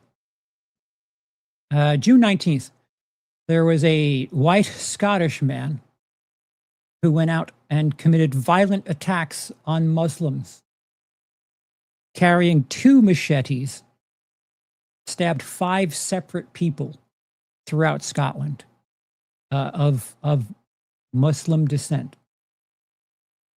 So here's headlines that I don't know if Film Threat followed it up and talked about this stuff right here. That is the headlines. So I don't know. I'm not saying that the movie has caused this shit to happen, but it seems like Scotland try to have their own citizen vigilante and just going after random Muslim people and not guilty ones. So do you understand that maybe there's some danger with just saying loose shit and winking to camera when you're saying ripped from headlines, when headlines are far more grave? You know, we saw that Netflix series that was widely praised about, you know, the young boy who went rogue, the white. This is not really what may actually be happening with a certain part of the population. And the movie opens with a quote. And, you know, we'll the quote from Anonymous that the director wrote. And I will say, in pure Uwe Boll fashion, it's extremely violent. I mean, the film opens with a young blonde woman and her son. Yeah. Her son, they're shopping in a little grocery mart and they're innocently walking down the street when, I'll just say it, a black man with a knife goes up and for no reason slits her in the throat. Where are we heard? Wait, isn't it possible to be black but also not Muslim? Isn't that possible? That one before on the news, perhaps? Citations? You can't, I mean, this movie is a kind of movie we've seen many times. A revenge thriller, a vigilante rendering justice, just trying to get some payback for the people who the justice system let go. And if you know anything about a certain report that was recently released in the UK, you'll know this is not based on any particular case. 250,000 cases. Yes, 250,000 white women in the UK that were assayed by nothing but Muslims. Close to 600 murders in the UK. Not all of them by Muslims, but don't worry about that. That doesn't help. It's based on lots of different cases, not the vigilante aspect, but what is this chicken shit way of describing a thing by being vague as humanly possible? Ripped from the headlines. I'm not saying which headlines, but like what are you avoiding? AdSense? The cases, the crimes themselves. And kudos to Armie Hammer, who got canceled for, Got canceled. Like, he was walking to work and someone hit him. He cheated on his wife and sent some explicit texts to a girl who made them public. Probably a bad choice. I think it's a little bit more than cheating on his wife. Dude, this team sport shit, man. You're the worst person in the world unless you agree with me. Then I'll run cover for you. Like, this is insulting. He made some bad life choices for which he paid with his career. And did he? Looks like he's back. The career's back. His family. Mm-hmm. But Uwe Boll, offered this movie to Armie Hammer, and they shot it in Army. He kept it. Dude, are we talking about the movie yet? Holy shit. He kept it real. I mean, the guy, he gives no F's. He went for it. It's extremely violent. And I will say this, I have a visceral reaction whenever I see cases like this, because I'm a father to a daughter. Alan, you're a father to a daughter. The thought, I don't fear death. I fear anything happening to my kids. But only if they're Muslim or brown skinned. If someone who's white and speaks English does something to your daughter, it's okay then?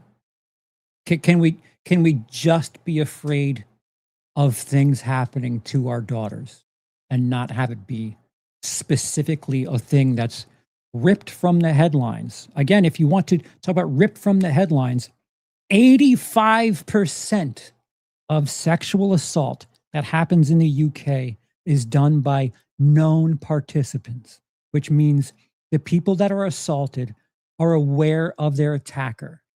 85%. For the record, you wouldn't consider an illegal immigrant as a known attacker because they're not citizens. The amount of rage, like, it's frustrating. Like, I get it. If you were talking about this is very serious, that women are getting assaulted, yes, but to only have an issue with 15%, while the other 85% just keep doing what they're doing, it's kind of just it's disgusting. Or even the thought of that happening, I get like tensed up, where I could see myself driven to doing something I shouldn't if that were to occur. But what if it was a white guy? What if it was the president? So the feelings that this movie taps into are very visceral for me. I'm not sure how you felt, Alan. I would recommend this movie with a warning, and it's already being banned. It was banned in Germany. I assume it's going to be.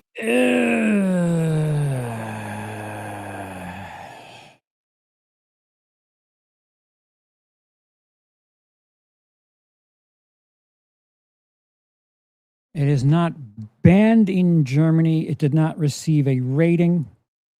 So to be clear, I'll fucking share this again. What I asked was, is a film that is not rated by a ratings board considered banned?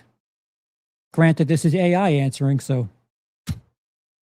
No, an unrated film is not considered banned, meaning it simply lacks submission, official review, or formal certification. Creators choose this path for various reasons. No ratings assigned, not reviewed by a board, which I as far as I understand, the German rating board reviewed it, but they would not issue a rating, which means it wasn't getting an 18, an R, a PG-13. Cuts would have had to have been made for it to get a rating. And that's for easy for you to say, distribution purposes. And you need to, adhere to theaters, and because they play ads and shit before and after the movie. So to have space on a screen in a, commercially run theater, you have to have some sort of rating to it by the ratings board. And I'll give you some examples of films in the US that did not get ratings. Requiem for a Dream did not get a rating. And the thing you'll notice is they don't get wide releases because they don't have ratings. And these movie theaters, they need to play things that are commercially viable. So you have movies like Requiem for a Dream, Happiness, which shit, I don't know how the fuck you could edit that down to make it anything resembling an R.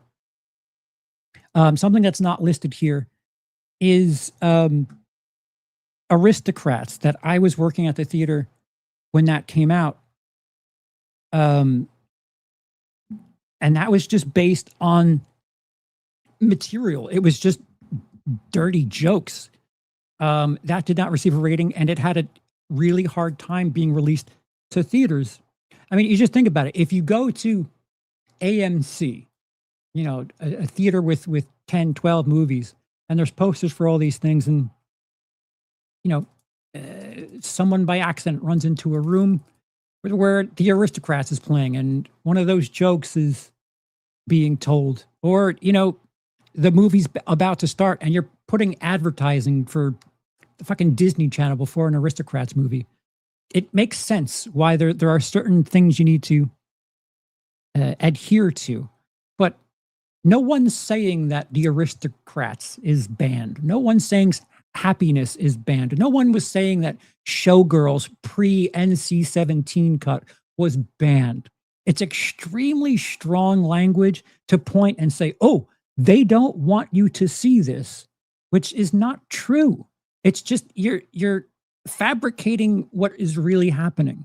It's not banned. It did not receive a rating. There's a very big difference between having a rating and being banned. If it's banned, if you watched the movie in Germany, you'd be in trouble.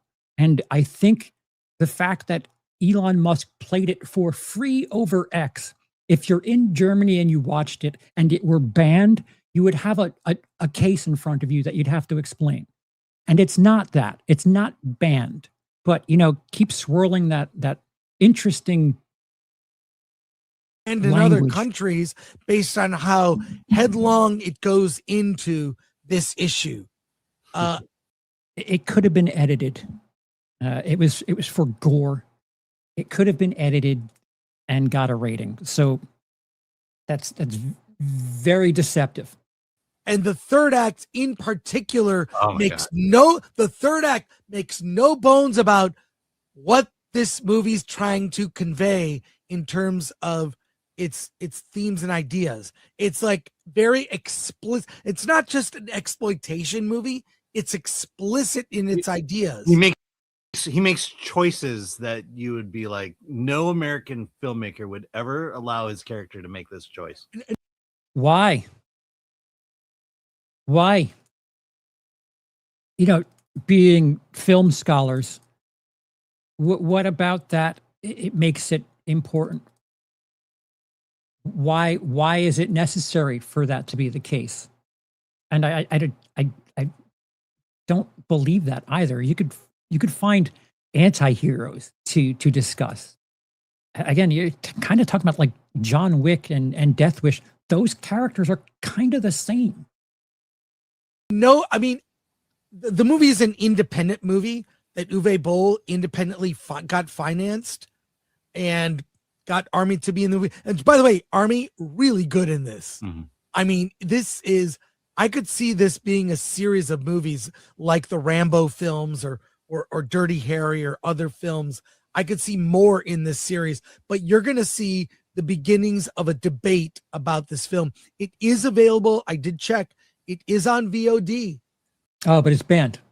Remember, it's banned. You could buy it on Amazon now, but it's also banned. You can get it, I believe, on Fandango. Let's see how long it stays there. But you're going to see country by country, people starting to ban it. A strong recommend from me, but a strong warning. Very violent and makes no bones about its message. Alan, what did you think? What did I think? I kind of saw. Did Chris Gore say anything about the movie that, like, he liked? Why did you recommend it? It just does gore. It does gore and exploitation and themes that are ripped out of the headlines. What makes that a good movie? What about the choices? The third act makes no bones about what its themes are. What themes are you talking about? Why can you not talk about the themes of the movie? You can't find code words like grape. You can't find different words to use to speak about what the movie's themes and what it's trying to say. Like you're giving a recommendation for a film, but also warning people that there's a lot of violence and gore. But what about the movie should people see who are okay with violence and gore? This as the rights version of One Battle After Another. And that's the most ridiculous fucking thing. How is this the rights version of One Battle After Another? And why is One Battle After Another a left movie? That's wild. You know, in terms of, you know, the Paul Thomas Anderson and Uwe Boll in this same fucking sentence. That is career breaking. Okay, so I'll preface it this way. I'm going to use the word empathy. And I think the left uses that word to basically shame you into saying you need to feel what these other people feel. While this movie has empathy because it just basically lays out what you're feeling. You know, this whole common sense idea of what's going on in the world today. And, you know, and that's the thing is empathy for who? Who? People that don't belong in a country that are doing the right thing for that country, also who take time to stop and get a prostitute because got to get your rocks off and make sure that your apartment complex is mold free. What are you talking about? What empathy for who? This movie, when you watch it, and if you've been frustrated with what's going on in the world and in your own communities, you're going to say empathy. Because why? Because Uwe Boll understands what you're feeling, understands that this rampant crime, this violence against women and against others, you know, these women and others, lootings that go on. You know, while the world wants you to sympathize with the people who are committing these crimes, this one just ultimately says what you said. And again, 85% of sexual assaults in the UK are by known members. So, well, to be favorable, to be as generous as possible, 15% of sexual assault is representative in this movie. This movie cares about what most people are thinking. And this is wrong. It's 100% wrong. And finally, someone is willing to make a movie to basically lay out what we see and what we know. You see, what we haven't heard from either of them is finally someone's making a good movie. The connection of One Battle After Another, it's like Coding, you know, the film that won an Oscar. This is the rights One Battle After Another, which is, and that's a tall order. I can explain to you why One Battle After Another works as a movie. It has nothing to do with I'm feeling like the world today is a lot of bad things are happening and I want to vicariously live through these characters, which the movie shows a bunch of perspectives and has a bit of nuance to it. But yeah, you know, again, this media literacy, and especially on the right, like it's really frustrating that didn't Scott Gore at some point have some sort of credibility to what he was doing? Like this is insane. Like why does it matter to speak to like the political spectrum first when talking about art? An example I have is, you know, I just went to the LA Asian Pacific Film Festival and they talked about Trump and how anti-Asian he is. And then they would show images of Asian elderly people being shoved in front of trains, of subway cars.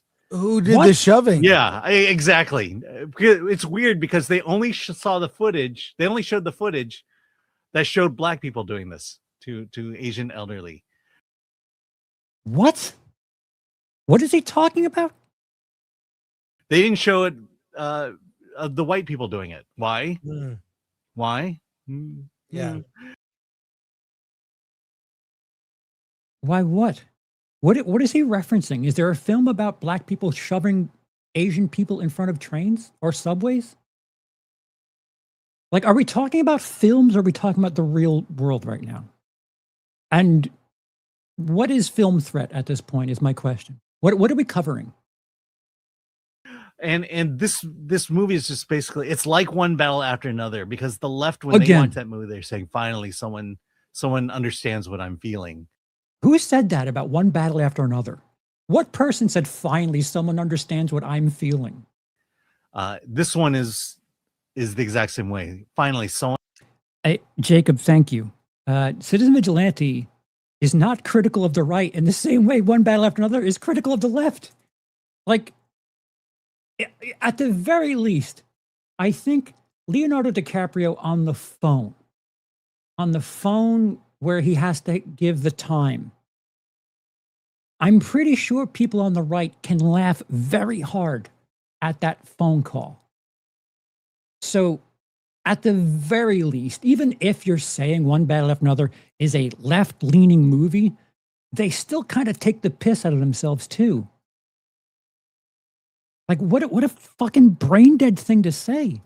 Someone understands what I'm feeling. Someone's out there basically stating the truth and of what's going on. Stating the truth? Does fucking art need to be the exact... Look, we're just doing documentaries now?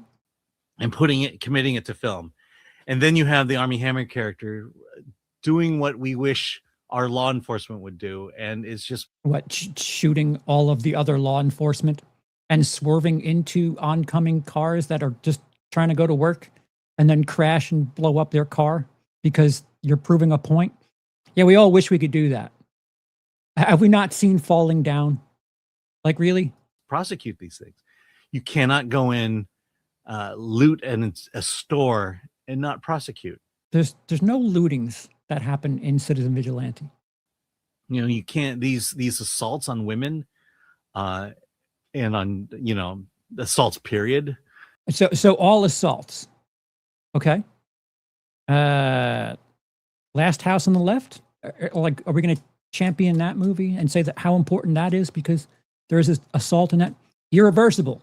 Is that important because it has assault in it? Because it's just assaults. It's not assaults by a specific party, right? Someone, this character is the one who's putting justice out there. And that's the feeling I got. But at the same time, that it's that third act, because this is when justice is enacted, is executed, literally. No. And I was like, oh my God. It went. Do they give scores?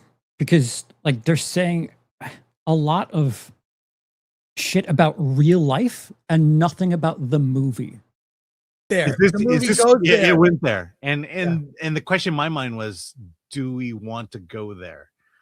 And I think yes, the film is full of empathy. It knows what we're thinking. The issue that Uwe's bringing up is unless justice and the laws are being upheld, we're all going to get pushed to that point, because the left has certainly been pushed to that point. I mean, they're willing to go the violent route. They're willing to attempt to, unalive people. Yeah. So in the States, if we're to get our government to do things, that would mean that our Senate is not doing their job, which is right wing. Our Congress is not doing their job, right wing. Our Supreme Court not doing their job, right wing. Our president not doing their job, right wing. Yeah, maybe maybe this movie is saying something that, the government isn't doing their work. Like, do you understand that saying this shit in the US and talking about how the fucking system is failing? Like, yeah, who's in charge, bro? What are you talking about? Maybe presidents. Oh. How far is the average person going to be pushed? And that's kind of what that third act does is, he gets pushed. And he does things. Yeah. In case the inference is that the left was going after our president, most of those people that attempted our president registered Republicans. He does things in this. I guess the point I'm going to make here is, the Armie Hammer's character to me was a dangerous character. Even though he's doing the things, that I wish he would do, at the same time I was like, I don't know that I would condone this. And look, I think if I were making the second movie, let the character, let Sanders do these things. But in the second movie, there's got to become a point of reckoning where he's got to be confronted with his actions. And I think that would make a compelling second film. And to kind of see what mess we're later. That would be some really bold storytelling. Yeah, but definitely. This one is definitely the setup to what could be a really great second movie. I love stories that are just halves. I love it when my story is a ellipsis. When I watch a movie, I want it to be a part one of a maybe two, maybe three, maybe four. I love complete stories that are incomplete and just halves. That's my favorite kind of film to watch. Yeah, or a series of movies, but I can see it taking different turns. They do. One other thread in the film is his adulation and praise on social media. Yeah.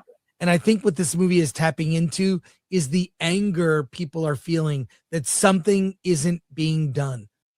Maybe it's also capitalizing on the fact that some people can get really angry based on people just telling them things to be angry at. It's wild. There's this discussion in the bus where the kids who go onto the bus for free and Armie Hammer's character tells them that when you steal shit and you do things, we all end up paying more. You could say the same thing for the ultra rich and them, not paying their fair share in taxes and getting tax breaks. Our food costs more because we have to give Elon Musk tax breaks. Like, you could look at information like that from either perspective, but it seems like the people really want to be angry at something. They really want to be angry at people that aren't from their country because it's easier. Your life sucks because that brown person there is in your country, and things aren't working out because I don't know, that guy is here. Also, he's doing a bunch of crimes. Does that make you angry? Okay, cool. That's what's happening. That bad things are happening in the country, and this problem is not being addressed at all. Which country are we talking about again? Is it the EU, the UK, or the US? And this taps into that anger. And you can call it racist all you want. It doesn't mean that what we're seeing in this movie isn't true. That those that's the question. So it's a documentary. A fictional film is true. Is the truth racist? Is the truth racist? But I is it strong recommend. Better question. Show me the truth as the truth and not as fiction, and I'll be able to tell you. And from me with a warning. Alan, do you recommend it? Yeah. And we will probably be the only people who review it on Rotten Tomatoes. Yeah, we'll be the only people. Or yeah.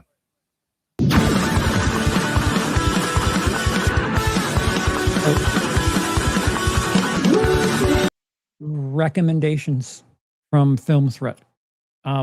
With not much. The third act, it goes there. it goes there. But for a next film, I sure hope that there's some things to deal with. What is the character's motivation? Why is he there? He's just some American that isn't, ironically, is also illegal in that country, and just taking people out because he's got nothing else better to do that day. So, the thing that a lot of people were trying to say about Citizen Vigilante and the ban is that the left doesn't want you to see this movie, and it's covering a very important topic.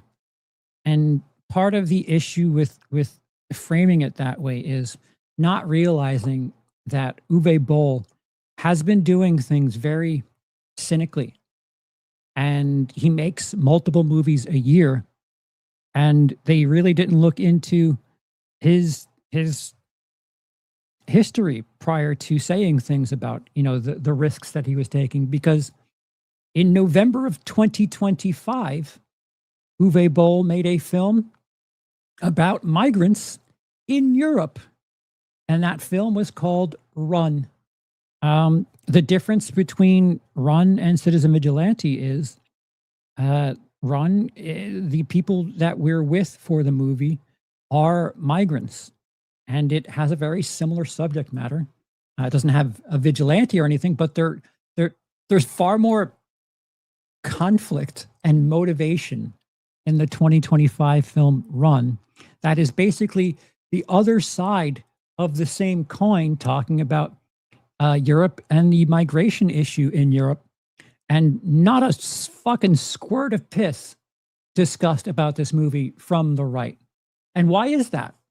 I mean, if the situation in Europe is as important and at the forefront as people are trying to lead me to believe it is, this is the truth, right? This is what's happening, ripped from the headlines. People taking boats, trying to get into different parts of Europe, and the struggles that they have trying to assimilate and trying to be a part of civilization while also not being completely legal in their efforts. And some of the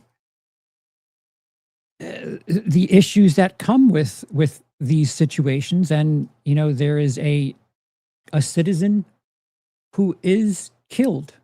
There's a European citizen that is taken down, and if anything, this movie has more empathy or a challenge to the audience, and it makes difficult decisions that you really should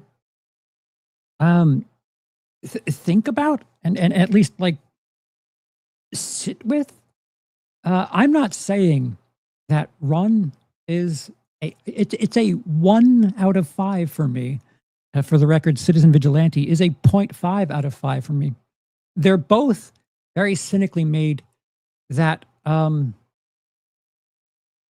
it feels like he's Uwe Boll's just kind of clipping the headlines. If you look at his film history, he did something about going the Wall Street shit. He tries to pick on hot button subjects and makes really poorly thought out movies about these subjects, and just throws the bait in the water. And what do you know? Citizen Vigilante, he hit it, and people caught on, and they're feeding right into his cynicism. But the issue here is he tried the same thing from the other angle just a year earlier with this film Run. And you can't project that the left doesn't want you to see something like Vigilante, because if they were that caught up and hung up on something like Citizen Vigilante, they would have promoted this half. And the other interesting thing is they didn't even talk about this movie. No one talked about this movie. So this this rage, this farming of nonsense, is all phony. Like the using the term banned, and the movie the left doesn't want you to see. The left doesn't fucking care if you see it. The same thing with Sound of Freedom. I would hate to be someone that is like genuinely looking for great films covering this subject matter, and then having these cynical efforts that just do a thing that covers real life subject matter, something ripped from the headlines, and doesn't really care about telling a story. To use something like fucking one battle after another in the same sentence as Citizen Vigilante, as if like they weigh the same on the scale, is insane. And that's where, like, I'm sorry, I don't respect your take. If you're telling me that it's good because it's ripped out of the headlines, why not just do a fucking documentary? If what's happening in the real world is as important, what are you adding to the conversation if you're just giving us a fictional version of the thing that everyone wants to do right now? That's not art. Art is supposed to challenge you, or good art is, at least. This is just patronizing and placating. And I'm sorry, I refuse to believe that, right wingers don't enjoy good films. I would really hope that people on the right don't just take whatever movie covers what they want to hear. That's not fair. Mel Gibson, a very, very good filmmaker. Passion of the Christ, right-leaning in its execution and messaging, well received by everyone. Hacksaw Ridge, another Christian movie, right-wing in its perspective, well received. I think that might have won Oscar. I don't remember. Hacksaw Ridge, very well received. Jacobs brought it up a couple of times. S. Craig Zoller, very good right-wing filmmaker. There's plenty of right-wing films that cover similar subject matter that don't lower themselves to just list the thing that's in the news, and don't do any effort in challenging you and have some sort of meaningful conversation about the subject matter of the thing in the news. And just running out and saying this thing's important because it's what's happening right now. What the fuck is that? I'm sorry. For the same reason I called bullshit on Emilia Perez, 2 years ago now, when everyone was trying to make it seem like that movie was important and a big deal. Once that was poorly received, and granted, it took up until after it was nominated for Oscars. I think this projection of the left does things a certain way. And when you're talking about award season, they do get snooty and high and mighty and shit. But the thing that I would not agree with as far as the left is concerned, I don't think they make movies that they're just trying to, get a message out there and, unnaturally, unorganically make something a big deal because it has a message first. Like when Black Christmas 2019 came out, it was very heavy-handed. Hollywood didn't push that and say it was the most important thing of that time. The Craft, when it came out, very heavy-handed. Men, when it came out, very heavy-handed. But the left didn't say it's the most important movie of the year. I think part of the media literacy of people on the right that just want to complain and cry about things that, well, the other side does this. I don't think they understand how things are said and why. And they parrot what they think is happening and forget that the people that are complaining about some of the things that are happening on the left are only them. I cannot wait to see The Odyssey. How many weeks and months of content talking about the issue with the Odyssey has there been without any sort of reference point or experience with the work itself. There, it's funny because we've been over a decade now of people online talking about the snowflakes on the left. I've got to be honest, as someone who really doesn't care about either side and how obnoxious they are. If I'm being honest, the people who are cry bullies is the fucking right. The right wing loves crying about shit and telling you that everything's against us. Again, in America right now, the right is in power in every major aspect of the government. What are you talking about? Shouldn't things be fantastic right now? It doesn't. When you take a step back and say, all right, what's really happening? Shit just doesn't track. You just say things doesn't make them true.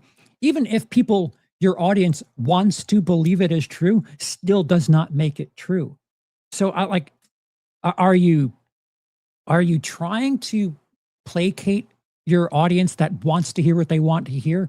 Or are you trying to be film critics because you're not doing that very well?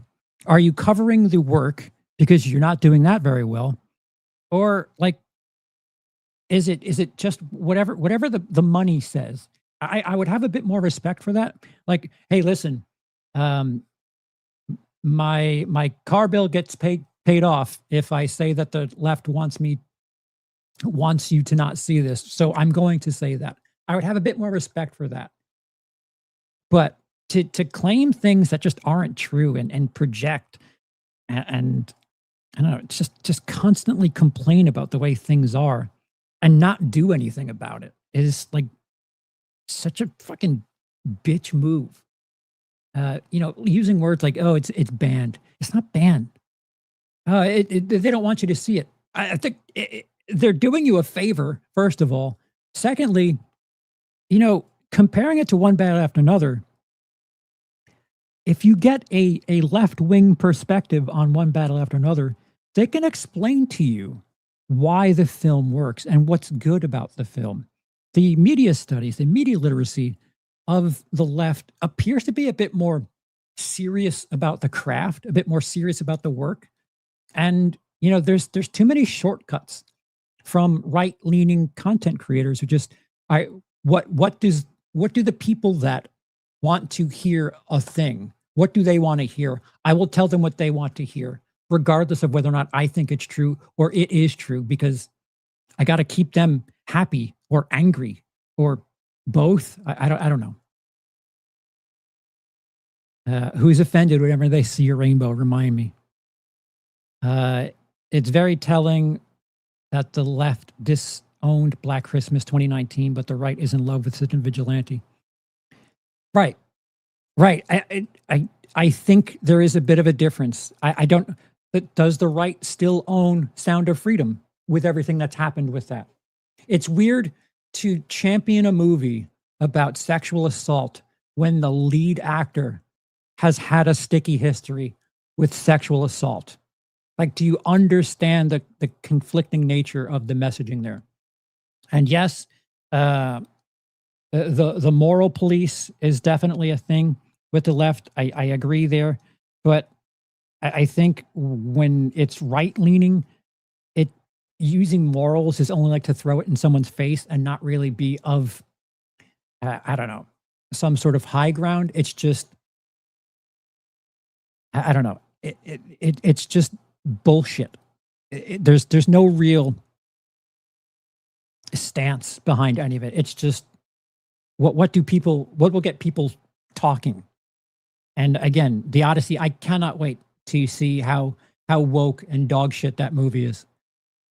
Because it doesn't matter. The conversation right now is woke, not Greek. They've ruined it. And when the movie comes out and it's not that, it doesn't matter because that will be that week's problem. They've already made their money from this week, so they'll find something else to complain about. They went from Supergirl to Citizen Vigilante to Odyssey, and then when it turns out that the Odyssey is not what they're saying it is, they'll find something else. And there's no accountability to any of this. It's just say a thing, whether or not it's right doesn't fucking matter. The people that want to hear what I say will be here no matter what. Even if I'm right, even if I'm right or wrong, they will be here. And it's really kind of frustrating. And I've been called a righty from people on the left. I've been called a lefty from people on the right. I would just like to judge the material, if that's at all possible. I've said when right-leaning stuff sucks. I've said when left-leaning stuff sucks. You could watch me and my wife walk home as we watched Black Christmas and just fucking hated it. Like, if I'm on one side or the other as far as this channel is concerned, I do an atrocious job of being a team player. What's up, Amanda?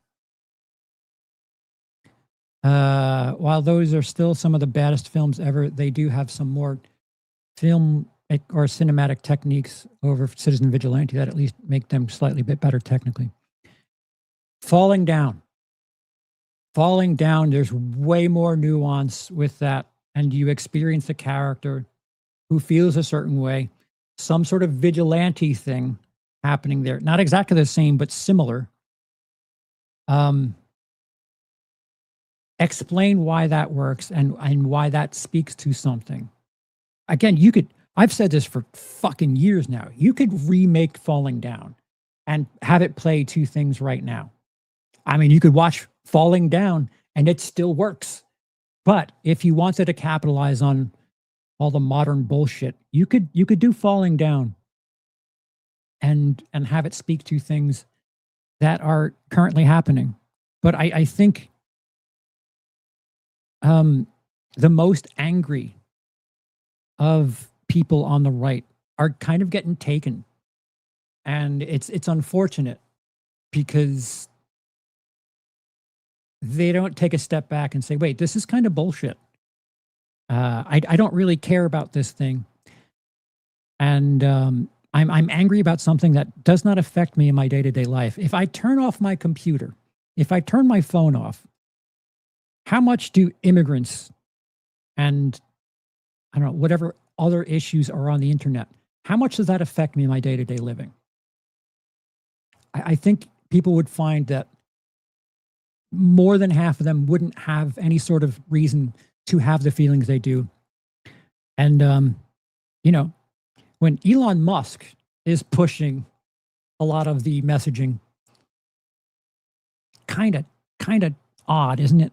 That a man that's worth $1 trillion is telling you that, you know, the people that you should be angry at are the poor, the immigrants.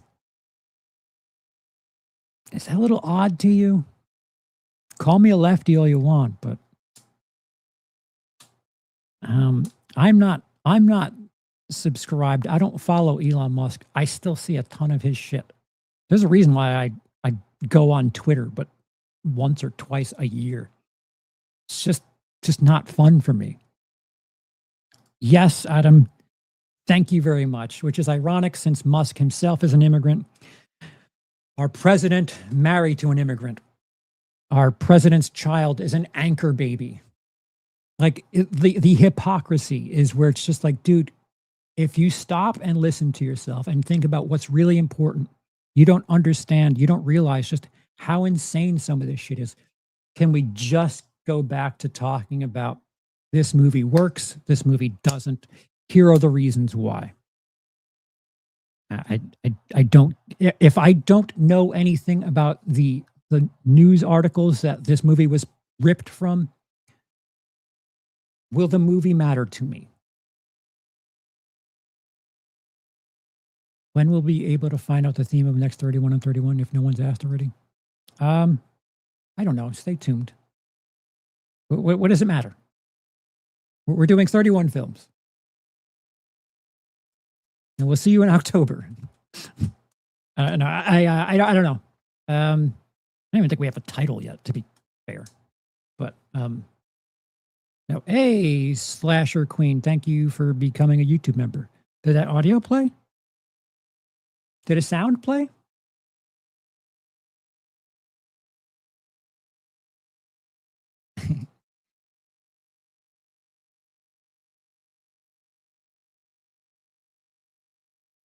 Uh,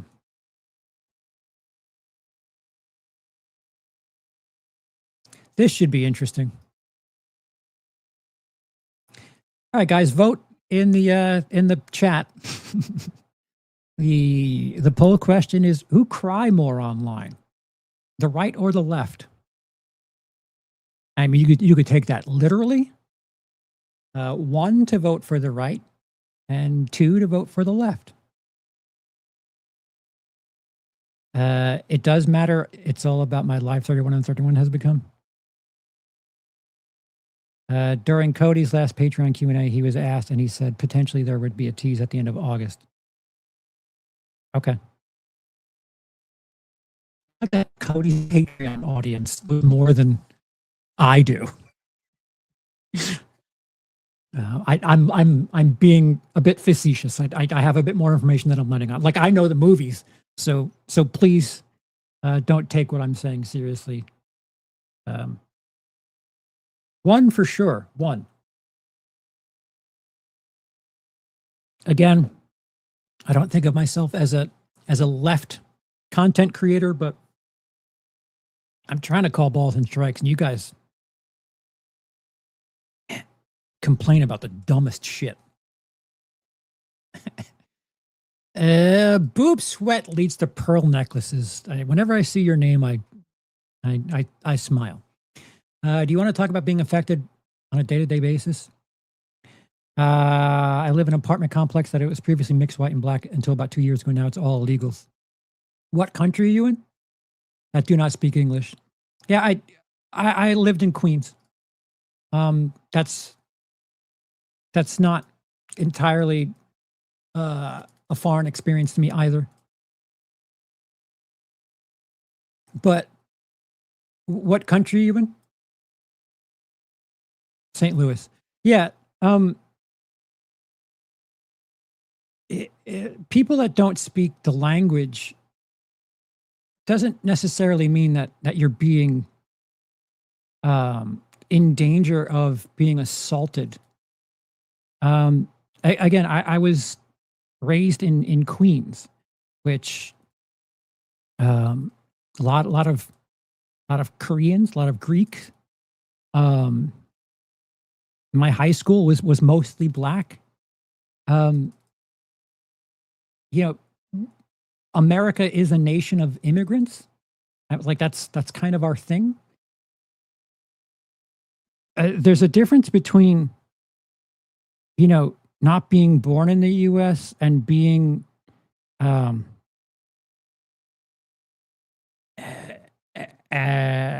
enemy of the people. Right. America's one giant melting pot. Yeah, if you go to Manhattan, like you could travel 2 blocks and have a completely different experience. Like I get it.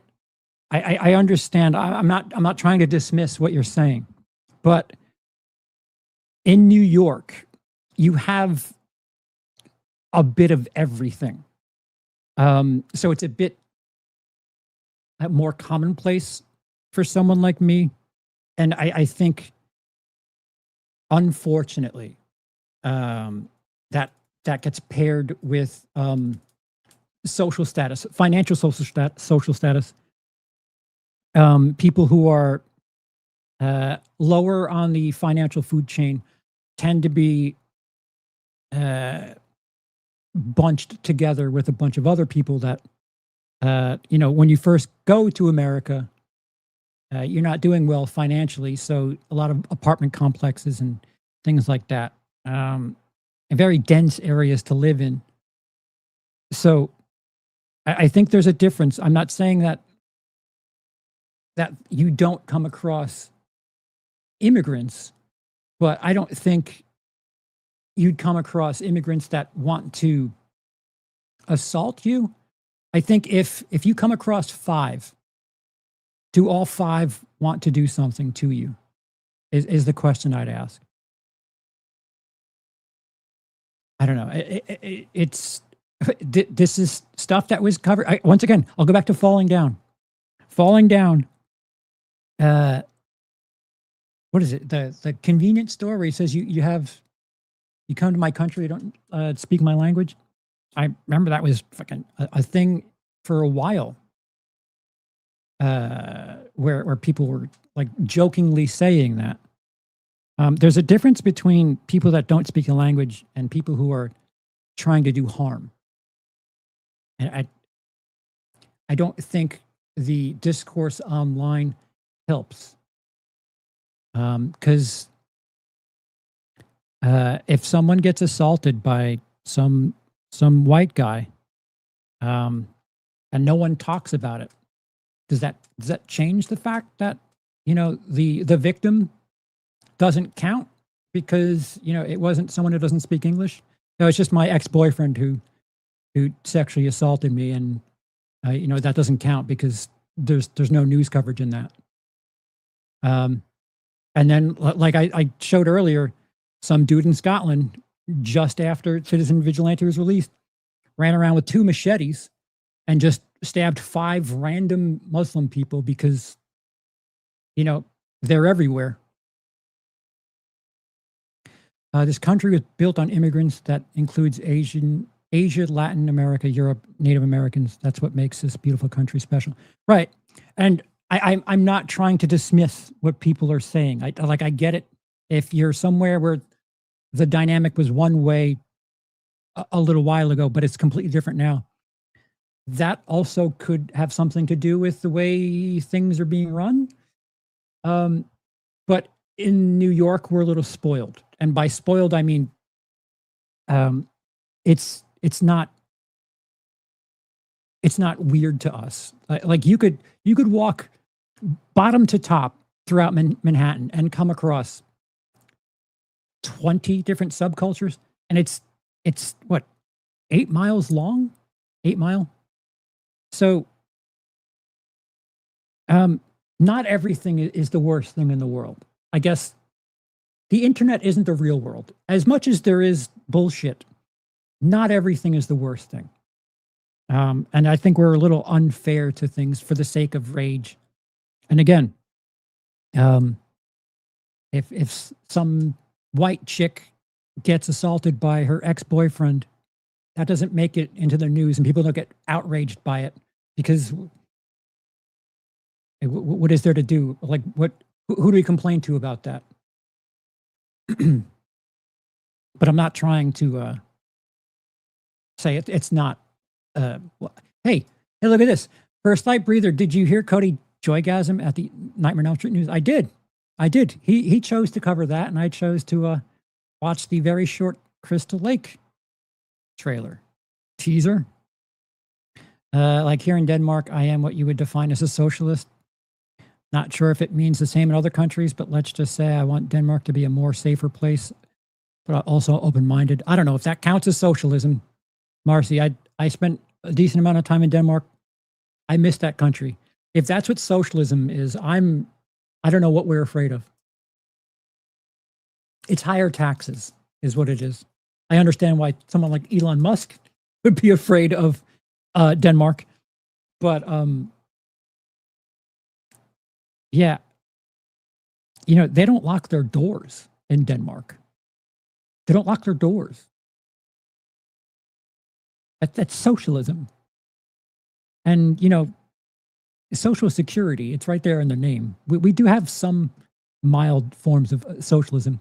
In the US, we could do things a certain way. We could have some sort of hybrid.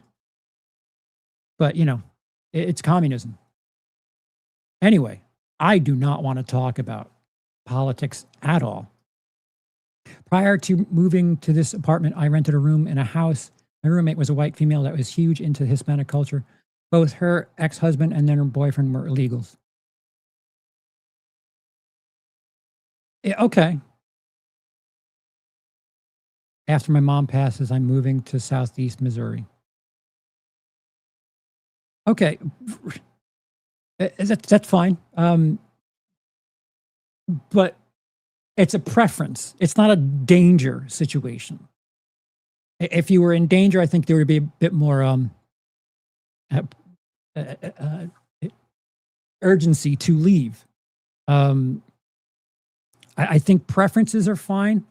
And this goes back to the obsession talk. People cannot want to live around people that don't speak the same language as them. It doesn't mean that the people that don't speak the same language as them want them injured or are out to hurt them. And I think opening a conversation that kind of goes through the spectrum and the nuances is a bit more helpful, but there's not much click through on that. Socialism in Denmark is higher taxes, but means everybody can go free to the hospital. Whew. And like me, I have a cerebral palsy. CP, I can get early retirement or pension because of it. Yep. I keep trying to crawl back to Denmark. They locked the door behind me. They don't lock the doors, but they locked the door on the airplane to me. All right, guys, interact with the content. Let me know what you think. Please, let's open a conversation and be as civil as humanly possible. I realize that when talking about Citizen Vigilante, that is going to be very hard. But we're going to have more conversation in regards to both of these topics, and we're probably going to go a little bit deeper on the Odyssey and a couple of other things tomorrow when we bring show business back with maybe a special extra guest, blast from the past.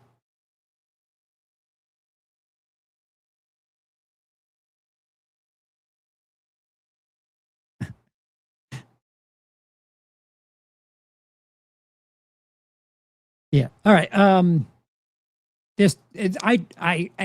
I do not like talking about politics. Anyway, Bear is a villain at the end of the movie. Just remember that. Bear's a villain. Just remember that.